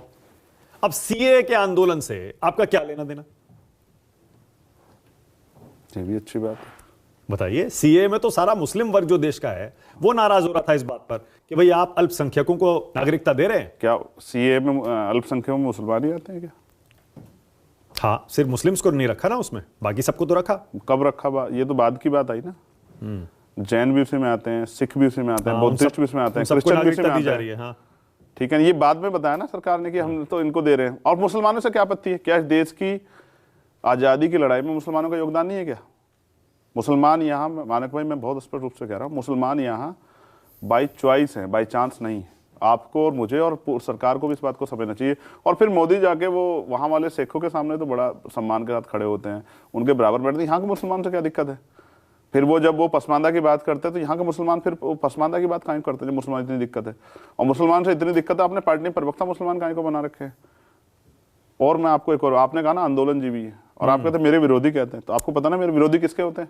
हाँ। जिसमें कोई बात होती है उसी के तो विरोधी होते हैं। मैं जिससे अच्छा, आपको पता है देश के प्रधानमंत्री ने क्या कहा जब मैं एनआरसी के आंदोलन में शामिल हुआ? कि कुछ दलित नेता भी जो है ना वो गुमराह हो गए हैं। यानी कि वो मुझे जानते हैं ना कि भाई वो मुझे नेता भी मानते हैं, वो मुझे नेता भी मानते हैं ना, तभी तो उन्होंने कहा कि दलित नेता तो है ही। दूसरी बात, आंदोलन आदमी कब करता है? जब वो नाउम्मीद हो जाता है। किसान सड़कों पे कब आए? जब सरकार ने उनके खिलाफ कानून बना दिए, जब और उनसे पूछा भी नहीं। ड्राइवर, अभी 2 दिन पहले ड्राइवरों का आंदोलन चल रहा था ना, सप्लाई बिल्कुल रुक गई थी, तो बिना उनसे पूछे उनके खिलाफ कानून आपने बना दिया। क्यों आए वो सड़कों पे? जब मजबूर हो गए। तो जो भी सड़कों पे आता मजबूर होकर आता। तो अब ऐसे में जो लोग कहते हैं कि भाई हम हर पीड़ित के साथ हैं, उनकी क्या जिम्मेदारी बनती है? को बैठकर तमाशा देखें? पहलवान बेटियां कब आई रोती चीखती हुई? जब उनके साथ अन्याय हुआ और उनको उम्मीद होगी, ना उम्मीद होगी वो तभी तो आई ना। आज अगर हम उनके साथ नहीं खड़े होंगे तो हम अपने जमीर को कैसे सामना तो करेंगे? मतलब ये मान लें चंद्रशेखर आजाद की पार्टी और वो खुद एज ए नेता, एज ए लीडर, सिर्फ दलितों के नेता नहीं है, वो हर वर्ग के नेता बनना चाहते हैं, हर वर्ग का वोट चाहते मैं हर उस व्यक्ति की लड़ाई लड़ना चाहता हूं जिसके साथ अन्याय हो रहा है। अब मैं धारावी गया ना, शायद आपके यहाँ ये कट जाए, ना चल पाए। धारावी की 600 एकड़ जमीन बिना किसी जो है तयशुदा बात के अडानी जी को दे दिए वो करने के लिए कि आप इसको जो है। तो आपने ये क्यों कहा हमारे यहाँ कट जाए? हमारे यहाँ कुछ नहीं कटता। अच्छा है ना कटे, क्योंकि अडानी जी बहुत ताकतवर है ना आज के समय में। हमारे यहाँ कुछ नहीं कटता। जो उनके यहाँ नहीं करता उस चैनल को खरीद लेते हैं वो। आपका मुझे पता नहीं आपके यहाँ कौन चलाता है, लेकिन एनडीटीवी जब उनके उस तरह करता था तो उन्होंने काट दिया। खैर छोड़िए, मैं किसी चैनल की बात नहीं कर रहा हूँ, लेकिन मैं आपसे ये कहना चाहता हूँ कि धारावी का इशू है, 1 लाख घरों का मामला है, तो क्या मुझे जाना नहीं चाहिए जब वो लोग मुझे बुला रहे हैं और वो चाहते हैं कि चंद्रशेखर आकर के? तो आप भी जैसा अखिलेश जी ने पीडीए बनाया है उसी तरह का आप भी एक ऐसा गठबंधन बनाना चाहते हैं जिसमें सिर्फ आप दलितों के नेता ना रहें, उसमें मुस्लिम भी हों, उसमें ओबीसी भी हों, उसमें हर तरह के पिछड़े दबे कुचले लोग हों, आप ये कह रहे हैं? आपने पहली एक और बात में आपने कहा कि मुसलमानों से आपका क्या लेना देना है? नहीं, सीए से क्या लेना देना? सीए से क्या लेना देना? मैंने, क्योंकि सीए में दलित प्रभावित नहीं होता है। दलित प्रभावित नहीं होता है। दलितों पे कितने गज जमीन है आपको जानकारी है क्या? 54% दलितों पे 1 गज जमीन नहीं है, तो इसका नुकसान उन्हें भी उठाना पड़ेगा ना। आदिवासियों से क्या मेरा रिश्ता नहीं है क्या? आदिवासियों को तो नुकसान पहुंचाता है वो बुद्धिस्टों को भी नुकसान पहुंचाता है। और फिर मैं कहता हूं क्यों नहीं रिलेशन है? मैं जिस माहौल में पैदा हुआ, मेरे आसपास तमाम तरह के लोग हैं। ओके, तो उनके दुख दर्दों पे साथ खड़ा हूं। मैं अभी भी खड़ा हूंगा ना। अभी आप देखना, जब सीए पे दोबारा से सरकार राजनीतिक ताकत हासिल करने का काम करेगी, तब मैं कोई नहीं खड़ा होगा उनके साथ, तो भी मैं खड़ा हूंगा ना। सीए आएगा तो फिर आप उतरेंगे? मैं फिर कह रहा हूं, अगर सीए उस फाउंडेशन के साथ आएगा कि मुसलमानों के खिलाफ काम करेंगे, तो फिर चंद्रशेखर आपको सड़कों पर दिखाई देगा। और फिर जेल भेज दिया तो भेज दो, क्या फर्क पड़ता है? मैंने कभी जेल की परवाह नहीं की है। मायावती से क्या रिश्ता है आपका, कैसा है? अच्छा है ना। मुझे तो उनका वो बयान याद है जब वो कह रही थी कि एक नेता हैं, कभी मुझसे बेटा बनकर, कभी बुआ बनाकर रिश्ता जोड़ने की कोशिश कर रहे हैं, मेरा उनसे कोई लेना देना नहीं है। ठीक है ना मानक भाई, अब आप सवाल ये है कि आप मतलब आप उन्हें बुआ बनाना चाह रहे हैं? आपके मन में क्या है उनके लिए? आपके मन में क्या है उनके लिए? देखिए, जैसे कुछ ऐसे लोग हैं जिनका मैं दिल से रिस्पेक्ट करता हूँ, जो कुछ ऐसे नेता हैं, उनके संघर्ष के कारण, उनके जीवन में जिस तरह के समस्याएं उन्होंने झेली, जिस तरह का उनके कष्ट वाले जीवन रहे, और जिस तरह से उन्होंने लड़ाई लड़ी, उसलिए मैं उनको, जैसे शहीद आजम भगत सिंह से तो मैं कभी नहीं मिला, लेकिन मैं उनको भी आदर्श मानता हूँ। अब जरूर थोड़ा कि वो भी मुझे माने कि वो मेरी उस पर विपक्षी दल तो कहता है मायावती बीजेपी की बी टीम है, चुनाव लड़ती ही नहीं है, जान ही नहीं लगाती हैं बीजेपी को फायदा पहुंचाने के लिए, ना इंडिया गठबंधन में आती हैं और वहां चुनाव लड़ती हैं, वोट काटती हैं और बीजेपी को फायदा हो जाता है। अब आप देखें, चुनावी अलायंस एक ऐसी चीज है, शायद अगर आप इतिहास उठा के देखोगे तो बहुत कम पार्टियां आपको ऐसी मिलेंगी जो बीजेपी के साथ नहीं गई, और बहुत सारे दल आपको ऐसे मिलेंगे जो बीजेपी के साथ करीब, जैसे नीतीश कुमार जी भी तो बीजेपी सारे ही गए हैं, बस 2-4 पार्टियां नहीं गई हैं। तो फिर तो मैं इसको और बहन जी तो जा चुकी है, उन्होंने तो मिलकर 3 बार सरकार बनाई है। फिर तो नहीं, मैं फिर कह रहा हूं, देखो विपक्षी कहते हैं ये बीजेपी की बी टीम है। अच्छा, मुझे एक चीज का जवाब दो, बहुत चीजें क्लियर हो जाएंगी इससे। जैसे आज हम इंडिया अलायंस के साथ खड़े होकर उस लड़ाई को लड़ना चाहते हैं, अगर इंडिया अलायंस हमें स्पेस नहीं देगा तो हम क्या करेंगे? अलग लड़ाई लड़ेंगे, अलग लड़ेंगे, और कल हमारी वजह से कुछ सीटें हार जाए, वो हमसे कहेंगे भाई आपकी वजह से हार गए, तो आप बी टीम हो, तो क्या इस बात को मान लिया जाए? भाई आप अपनी चैनल पे पत्रकारिता कर रहे हैं, अपनी तरफ से इशू उठा रहे हैं, दूसरे चैनल के लोग भी उठा रहे हैं, तो कोई आपसे कहने लग जाए कि आपने इशू क्यों उठा दिया? भाई आप पत्रकारिता कर रहे हैं, अपना काम तो करेंगे ही ना। मैंने राजस्थान में इनसे कहा कि मिलकर लड़ते हैं, इन्होंने मना किया कि भाई हम अपने बलबूते जीत जाएंगे। अब जब ये हार गए तो ये इनके लोगों ने कहना शुरू किया भाई 20-25 सीटें आपकी वजह से हार गए। तो मैंने कहा भाई मैं तो आपको कह रहा था, इससे बहुत कम सीटों कह रहा था कि भाई हमें भी अवसर दे दो और आप भी आगे बढ़ जाओ, और भाजपा भी रुक जाएगी। तब आप 30 मार खा रहे थे, अब कहीं को इस बात के लिए रो रहे हो? तो इस बार इंडिया गठबंधन हरा पाएगा मोदी जी को, लगता है आपको? अब देखो, मैं किसी पे टिप्पणी नहीं करना चाहता, जो जैसे आपने तो ये तो कह ही दिया कि देर कर दी है इन्होंने बहुत। हाँ, देर होगी, सीटों तो उनके अपने लोग भी कह रहे हैं कि देर होगी। अब आप समझो ना, तैयारी तो देखो ना आप, जैसे हम नगीना में तैयारी कर रहे हैं, पिछले 1-1.5 साल हो गया। 2022 का चुनाव खत्म होते हमने लक्ष्य बना लिया था कि इस बार हमें अपनी पार्टी का रिजल्ट देना है। हमने उसकी राजस्थान मध्य प्रदेश में तैयारी की और बहुत करीब से हम चूक गए। और मैं आपको सच कह रहा हूँ, आप रिकॉर्ड उठा के देख लें, आप कहोगे मैं भी आपको दिखा दूंगा। 2 सीटों पे 3 सीटों पे अगर बीएसपी हमारे वोट ना काटती तो हम हमारी पार्टी के एमएलए जो है राजस्थान में और मध्य प्रदेश में होते। ओके, तो हमने किसी के वोट नहीं काटे। तो नगीना से क्यों लड़ रहे हैं? मोदी जी के खिलाफ वाराणसी से क्यों नहीं लड़ते इस बार? लड़ेंगे ना समय आने पे। इस बार नहीं, मैं प्राइम मिनिस्टर कैंडिडेट नहीं हूं ना। अभी के जो इलेक्शन है उसमें मैं प्राइम मिनिस्टर कैंडिडेट नहीं हूं, इसलिए मैं देखिए बेसिक वैसे राम मंदिर बनने पर आपकी राय क्या है? देखिए सही हो रहा है? सुप्रीम कोर्ट ने ऑर्डर दे दिया है, मैं ठीक और है। आप कुछ कर नहीं सकते हैं और करना भी नहीं चाहिए। मैं फिर कह रहा हूं धर्म आदमी का व्यक्तिगत है, आप अलग धर्म को मानते हैं, मैं अलग धर्म को मानता हूं, ये आपका व्यक्तिगत तो अधिकार हिंदू है। वोट एक होगा इस बार, लगता है आपको इस मंदिर के मुद्दे से फायदा आप होगा किसको बीजेपी हिंदू को? मानते हो आप मुझे ये भी बता दो। तो हिंदू हिंदू है, जो हिंदू धर्म को मानता है वो हिंदू है, जो हिंदू धर्म को मानता है वो हिंदू है, और बाकी लोग जो हिंदू जिस धर्म को नहीं, मानते हैं जो अपने अपने धर्म को मानते हैं वो उस धर्म के उसी हैं। धर्म के लोग हैं। तो बस मुझे ये बताओ और आप महसूस करो कि किसान कौन थे जिनको नक्सली आतंकवादी कह के जिनको जो अपने हक की बात करने आए, जो आरक्षण मांग रहे थे, जिनकी बीजेपी के 75 लोगों की हत्या की गुर्जर समाज की, वो कौन थे? क्या वो हिंदू नहीं थे? जब यहाँ जाट आरक्षण आंदोलन हुआ, जब यहाँ हजारों लोगों को जेल में भेजा बीजेपी ने और 35 बनाम 1 की लड़ाई लड़के जब वो किया, क्या वो जाट हिंदू नहीं थे? और जो दलित पिछड़े वर्ग के बच्चे जिनकी नौकरियां छीन ली आपने, जो लखनऊ में सड़ रहे हैं, क्या वो हिंदू नहीं है? वो भी तो हिंदू हैं। तो हिंदू के नाम पे आप वोट लेना चाहते हैं, लेकिन इन वर्गों को बराबर में लाके खड़ा नहीं करना आपने चाहते। अभी सुप्रीम कोर्ट का जिक्र किया, यस। लेकिन सुप्रीम कोर्ट ने ये जमीन मंदिर के लिए दी है, ठीक है। और साथ में मस्जिद के लिए भी एक अलग से जमीन दी है, ठीक है, तो उस फैसले का तो स्वागत होना चाहिए ना। तो विरोध कौन कर रहा है? आप कर रहे हैं क्या? क्यों कर रहे हैं? ओवैसी जी तो कहते हैं हमारे लिए तो हमेशा मस्जिद रहेगी। तो ठीक है ना भाई। कुछ लोग इस देश को, अभी क्या हुआ, जैसे ये एक इंडिया अलायंस बना तो प्रधानमंत्री कहने लगे भाई हम तो भारत भारत लिखेंगे, तो ये उनका मामला है, वो उनका मामला है। भाई देखो, जिसकी आस्था जिस चीज में है, अगर ओवैसी जी ये कह रहे हैं कि भाई वहां पहले मस्जिद थी और उनकी आस्था उसमें है और वो कह रहे हैं कि भाई ये यही रहना चाहिए था, ये तो उनका मतलब लोकतंत्र में आप अभिव्यक्ति का छीन लोगे क्या? लेकिन वो ये थोड़े कह रहे हैं कि भाई मैं मंदिर से कोई विरोध कर रहा हूं जाके वहां। वैसे आप भगवान में मानते हैं क्या? मैं कुदरत को तो मानता हूं। कुदरत? आपको मैं आज एक स्टोरी बताता हूं, आपको अच्छी रहेगी, और ये मैंने कभी किससे नहीं जिक्र किया। जब मेरे फादर बीमार हुए, क्योंकि मेरे फादर मेरे दोस्त थे, हमारे कहावत है कि जब पिता का जूता बेटे के पैर में आने लग गया तो वो बेटा नहीं रहता, भाई हो जाता है। तो मैं अपने पिता से मैंने बहुत कुछ सीखा।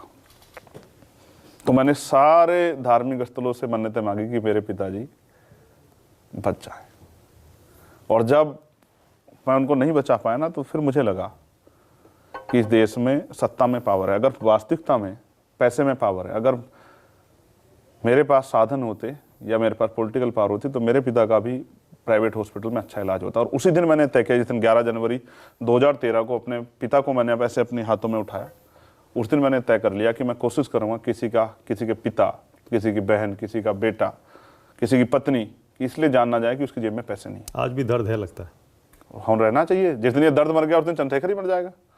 इसी दर्द की वजह से लड़ रहा हूँ, गोली खा के भी चैन से नहीं बैठ रहा हूँ। 7 घंटे यात्रा करके भरतपुर जाता हूँ, गोली लगावा, खून के बहते, पूरे स्पीच करता हूँ। आपके मन में दर्द है, आपकी आंखें भी नम हो रही हैं। नहीं, आपकी भी आंखें, देखो जब मैं आपको सच बताऊंगा और आप व्यवस्था को जानोगे ना, तो आपकी भी आंखें नम हो जाएंगी। आपका नाम आज भी इंटरनेट पर, सोशल मीडिया पर, सब जगह चंद्रशेखर आजाद रावण है। ठीक है, सब जगह। ठीक है। लेकिन आपने मुझे पिछली बार बताया था कि अब आप उस नाम को ज्यादा यूज नहीं करते। ठीक है। क्या वजह है? इसलिए नहीं यूज करता ना, मैं इसका राजनीतिकरण होने से बचाना चाहता हूँ। भाई उसके आधार पे कोई जो है किसी को मेरी राजनीतिक जो है, हमारे जो लोग काम कर रहे हैं उनको किसी तरह से ये डिस्टर्ब करे, तो वो ठीक नहीं है। वो ये बोले कि ये एंटी हिंदू हैं, ऐसा दिखाने की कोशिश करे, क्योंकि रावण की छवि हिंदुओं में राक्षस जैसी है। अच्छा, वो किस जाति के थे? पता नहीं। आप हिस्ट्री में इतने कमजोर हैं, मुझे नहीं। आप जवाब देने से बचना चाहते हैं? नहीं, मुझे नहीं पता। नहीं, मैंने तो उनको सुना है। अगर आप अपने यहाँ चेक करो, शायद जिसी गूगल पे आपने ढूंढा ना, आपको मिलता, सर्च कर लो ना एक बार। हाँ। ये तो हमारा शो आज लंबा है ना। हाँ। तो ऐसे मुझसे बात करते करते आप सर्च करो, आपको मिल जाए किस जाति के थे वो। जाति व्यवस्था के हिसाब से मुझे जहां तक पता है वो ब्राह्मण समाज से थे। तो ब्राह्मण के को राक्षस से कनेक्ट क्यों करना चाहते हो? उसकी अच्छाई आप देखिए ना, जो अच्छाई उसके अंदर थी, वो कर्मयोगी था, उसने अपने बहन के सम्मान की लड़ाई लड़ी। इस बात को क्यों नहीं आप देखना चाहते? तो आपने क्यों फिर नाम छोड़ दिया? मैंने इसलिए छोड़ दिया ना कि आप लोग उसका राजनीतिकरण कर रहे थे, मीडिया के लोग भी और भाजपा के लोग, इसलिए मैंने कहा ठीक है। अच्छा। तो ऐसे तो मैंने कहा ना, आसाराम जी के राम में भी राम है, तो इसका मतलब मैं उन राम से मर्यादा पुरुषोत्तम थोड़े जोड़ूंगा। राम रहीम के भी नाम में राम है, जिसके किसी के नाम के आगे राम हो पीछे राम हो, तो इसका मतलब थोड़ा है कि वो मर्यादा पुरुषोत्तम जैसा हो सकता है। नहीं, ऐसा नहीं है। ओके, अब rapid fire round, Chandrashekhar Azad, छोटे छोटे सवाल, छोटे छोटे जवाब। ठीक है, कोशिश करेंगे एक शब्द या एक वाक्य में आप जवाब दें। कोशिश करूंगा। ठीक है, पहला सवाल, Chandrashekhar Azad, rapid fire round में कांशीराम का सही उत्तराधिकारी कौन है? चंद्रशेखर आजाद। बहुत बढ़िया। दलितों का सबसे बड़ा नेता इस देश में कौन है? देखो दलित ये यहाँ फंस गए, कंफ्यूजन है। अब फंस गए। देखो मैं फिर कह रहा हूँ ना, अच्छा फिर मैं अरे मोदी इसीलिए रैपिड फायर है। नहीं मोदी जी को क्या मैं उन्हीं की जाति का नेता कहूँ क्या, या अमित शाह जी को उन्हीं की जाति का नेता कहूँ क्या? अब कब इसको, इस चरित्र को कब बदलने वाले हैं बताओ मानक भाई। मैं समझ गया। ओके, सवाल के जवाब में आपने मुझसे सवाल पूछ लिया। हाँ। ठीक है, डन। दलितों की सबसे हितैषी पार्टी कौन सी है? फिर दलितों की पार्टी, दलितों का ही नेता। नहीं, मैं दलितों का पूछूंगा क्योंकि आप ही खुद कहते हैं दलितों की आवाज कोई नहीं उठाता, मैं उठाऊंगा। दलितों की सबसे हितैषी पार्टी कौन सी है? आजाद समाज पार्टी। बहुत सामाजिक संगठन भीम आर्मी। दलितों की सबसे विरोधी पार्टी कौन सी है? भारतीय जनता पार्टी। बहुत बढ़िया। यूपी का बेस्ट सीएम अब तक का किसे मानते हैं? माननीय बहन जी को। मायावती। यस। योगी जी को 10 में से कितने नंबर देंगे सीएम के तौर पर? गोली लगने के बाद पहले बाद में दोनों बता दीजिए। माइनस में। माइनस। अखिलेश जी को कितने नंबर देंगे सीएम के तौर पर 10 में से? काफी अच्छा काम किया है। नंबर का कोई मतलब नहीं, बड़े नेता है, काम किया है। मायावती को कितने नंबर? वो भी अच्छे चीफ मिनिस्टर हैं मायावती। अच्छे, मैंने कहा ना मैं नंबरों से वो नहीं करता हूं। राजनाथ सिंह जी कैसे सीएम थे जब यूपी के सीएम थे? अच्छे थे ना, काफी अच्छे थे। देश का सबसे बहादुर और जुझारू नेता किसे मानते हैं? खुद चंद्रशेखर। बहुत बढ़िया, मुझे पता था आप अपना ही नाम लेंगे। देश उससे पहले एक मान्यवर काशीराम साहब। बहुत बढ़िया। उससे पहले डॉक्टर बाबा साहब अम्बेडकर। उससे पहले ज्योतिबा फूले। नहीं, अगर आप उनको मैं उनको नेता के तौर पे नहीं देखता। अच्छा ठीक है। जिन्होंने अपने लिए कुछ नहीं अर्जित किया, ओके, वो तो महान है। सबसे उदार नेता देश का कौन है? उदारवादी, बड़े दिल वाला। मुझसे बड़ा कौन होगा, मैं सबकी मदद करने जाता हूँ। बहुत बढ़िया। कोई बच्चा ही नहीं जिसकी मदद करने जाए। उत्तर प्रदेश वालों की, बिहार वालों की, मध्य प्रदेश, राजस्थान वालों की। मुझसे बड़ा हृदय किसी का होगा? देश का बेस्ट पीएम आप किसे मानते हैं अब तक का? अभी बना नहीं है। बना ही नहीं है। मोदी को कौन हरा सकता है? ये समय बताएगा, व्यक्ति के तौर पे या सरकार के तौर पे। आप जैसे आप जवाब देना चाहें। अगर अच्छा अलायंस बन जाएगा तो हार जाएंगे। ओके। इंडिया की भागीदारी हो। इंडिया गठबंधन का पीएम फेस होना चाहिए? यस, होना चाहिए। कौन? अब ये तो उनको तय करना है। मैं उसमें होता तो शायद आपको बताता। और पीएम फेस अगर होगा तो उसके नाम पे निर्णायक लड़ाई, और अच्छे नेता है वहां, जैसे नीतीश कुमार हैं, जैसे शरद पवार हैं, जैसे अरविंद केजरीवाल है, ममता बनर्जी, राहुल गांधी, और खुद अखिलेश यादव हैं। राहुल गांधी सॉलिड है ना। मैं कह रहा हूँ सब लोग के लिए कह रहा हूँ, सब अच्छे हैं। बस अवसर मिलने की बात है ना, कि वो बनने के बाद क्या करता है, सवाल ये है। ओके, बहुत बढ़िया। योगी को यूपी में कौन हरा सकता है? मैं 1 मिनट आपको रोकूं। हाँ बोलिए ना। रैपिड फायर के बीच में। हाँ। ईमानदारी तब चेक होती है जब आपको अवसर मिले और आप बेईमानी ना करें। हाँ। तब ईमानदार। अगर आपको अवसर ना मिले तो तब तक तो आप ईमानदार हैं ना। ये बात भी ठीक तो प्राइम मिनिस्टर का तब पता लगेगा, जैसे नीतीश कुमार नहीं बने, हाँ। अरविंद केजरीवाल नहीं बने, स्टालिन नहीं बनी है, हाँ। माननीय बहन जी नहीं बनी है, अखिलेश यादव नहीं बने हैं, तेजस्वी यादव नहीं बने हैं, शरद पवार। जब इनमें से कोई बनेगा और वो फिर उसके काम का आकलन होगा, तब तय हो सकता है। ठीक है। ओके। योगी को यूपी में कौन हरा सकता है?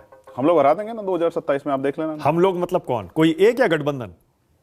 गठबंधन भी हरा देगा, और हम कोशिश कर रहे हैं कि वो बड़ी पॉपुलेशन को तैयार करें। अखिलेश जी हरा सकते हैं क्या?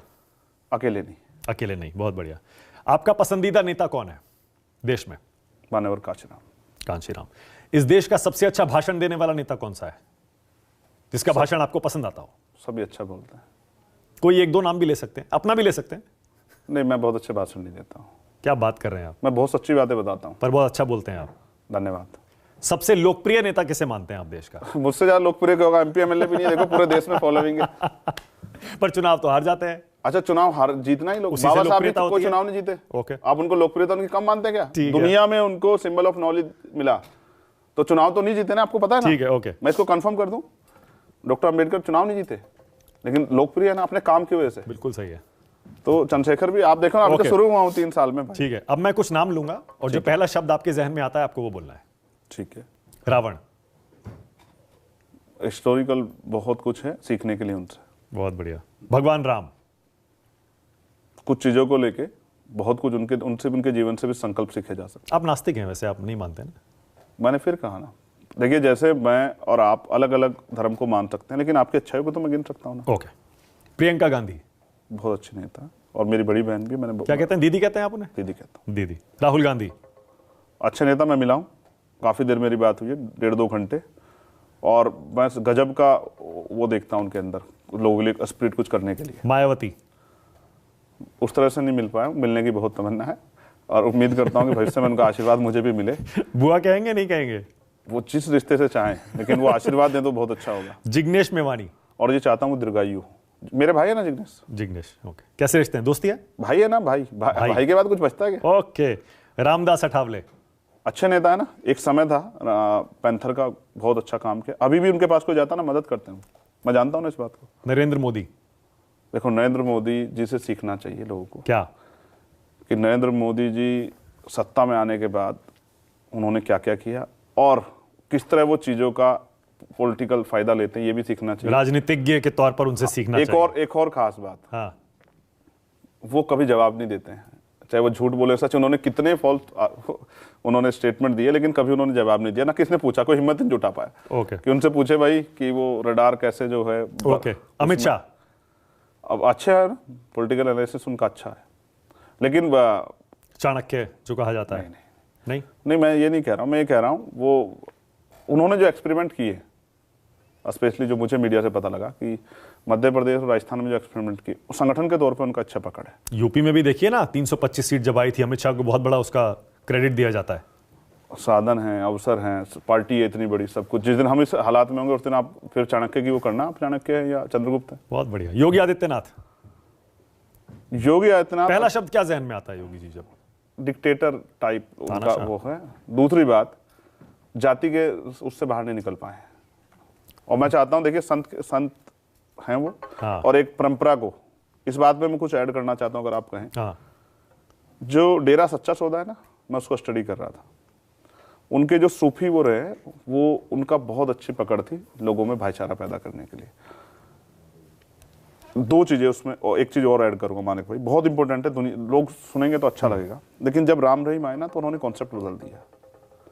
तो जैसे जहां इस नागपंथ में योगी आदित्यनाथ हैं, उनसे जो बड़े वाले गुरु थे वो एक अलग वो थे, और जब ये आए इन्होंने उसको बदल दिया। ऐसे ही जो सिक्खी है, जो हमारे पहले 9 गुरु हैं, वो एक अलग वो थे, लेकिन मार्शलिटी आई गुरु गोविंद सिंह जी के उससे, जब उन्होंने कहा कि भाई मुझे पंच प्यारे चाहिए। तो ये एक अलग अलग वो है। आज जो वो कर रहे हैं, योगी जी कर रहे हैं, उसका खामियाजा, क्योंकि कई घटनाओं में जैसे उन्होंने जो वादे किए, संत को अपने कमिटमेंट को नहीं छोड़ना चाहिए। उन्होंने कहा कि भाई हाथरस के परिवार को मैं नौकरी और एक सरकारी घर दूंगा, आज तक नहीं दिया, तो ये कमिटमेंट उनको डाउन करता है। दूसरा, अभी इंदु शेखर के परिवार की हत्या हुई, इंदु शेखर की मेरठ में एक मिस्त्री की, जिसने अपने 2.5 लाख रुपए मांगे और एक ताकतवर व्यक्ति ने उसको मार कर लटका दिया। वो कभी दलितों को उस तरह से, कमजोरों को उस तरह ट्रीट नहीं करते हैं जिस तरह से वो अपने साथ के लोग करते हैं, और हमेशा वो आरोपियों के साथ खड़े से दिखाई देते हैं। ये उनकी छवि के लिए अच्छा नहीं। ओके, जयंत चौधरी भाई अच्छे नेता है ना, भाई है ना, मैं तो, और अच्छे नेता है बहुत। मैं तो, हमारी काफी बात है, बहुत दिलचस्पी है उन्हें कांग्रेस किसानों को लेके। ओके, अखिलेश यादव, अब भाई है ना, मैंने कहा ना भाई, और बड़े अच्छे नेता हैं अखिलेश उत्तर प्रदेश के। हाँ, ओके, ओवैसी, अच्छे नेता है भाई, अपने लोगों के लिए जितना वो खुल के बोलते हैं शायद ही कोई बोलते कन्हैया कुमार, मिला नहीं हूँ, एक बार शायद मंच पे मिला हूँ, और वो था जब मैं जेल से आया था, उसके बाद मिला नहीं। अब तो देखिए कहां से कहां पहुंच गए, कांग्रेस की CWC में शामिल हो गए। अच्छी बात है ना, अच्छे, अगर अच्छा काम कर रहे हैं तभी तो आगे बढ़ रहे हैं। ओम प्रकाश राजभर, एक दिन झूठ बोला उन्होंने क्या? मुझे लेके, क्या कि भाई हम ये दे रहे थे, वो दे रहे थे, बाकी वो मेरी काफी बात हुई। तो बीजेपी में चले गए राजभर जी। ठीक है ना, वो तो उनकी अपनी राजनीति है, लेकिन मुझे गोली लगने के बाद उनका फोन मेरे पास आया। ओके, पूछा उन्होंने भाई क्या हाल है, तो अच्छे हैं। संजय निषाद, एक दिन मिले थे मीडिया के कार्यक्रम में, और मुझे उन्होंने कहा कि हम मिलके काम करें, तो मैंने कहा कि आप जिस जगह वहाँ वो बड़ी खतरनाक है। अनुप्रिया पटेल, अच्छी है ना, उनके फादर को मैं बहुत वो करता हूँ, रिस्पेक्ट करता हूँ, सोनीलाल पटेल जी, और किस तरह से सामंतियों ने उनके साथ अन्याय किया भाजपा। अनुप्रिया जी को नहीं करते हैं रिस्पेक्ट? नहीं, बड़ी बात मानता हूँ। मतलब पिछड़ा एनडीए में चला गया तो वो पिछड़ा नहीं रहता है? नहीं, ऐसा नहीं, कौन कह रहा है, अभी तो मेरी बात ही नहीं पूरी हुई। हाँ, आप अपने मन की इच्छा को कुछ लागू करना चाहते हैं, अलग है। देखो, एक तो महिला है, और ज्यादा रिस्पेक्टफुल हो जाती है कि एक महिला का, पिछड़े वर्ग से आने वाली महिला का राजनीति में आगे बढ़ना, ये बहुत वो है। दूसरा, मैं उनसे एक बार मिला मीडिया के कार्यक्रम में, और मैंने उनसे कहा कभी आप मिले तो पूछना कि आपको इस पद की दावेदार होना चाहिए। तो उन्होंने कहा कि चंद्रशेखर मेरे बारे में मत कहो, अगर भाजपा के लोगों ने सुन लिया तो नुकसान हो सकता है। केशव प्रसाद मौर्य, मिला नहीं हूँ भाई, वो पिछड़े वर्ग के नेता हैं, बीजेपी में इतने बड़े पद पर हैं। मैंने कहा मिला नहीं। आपकी राय क्या है उन पर?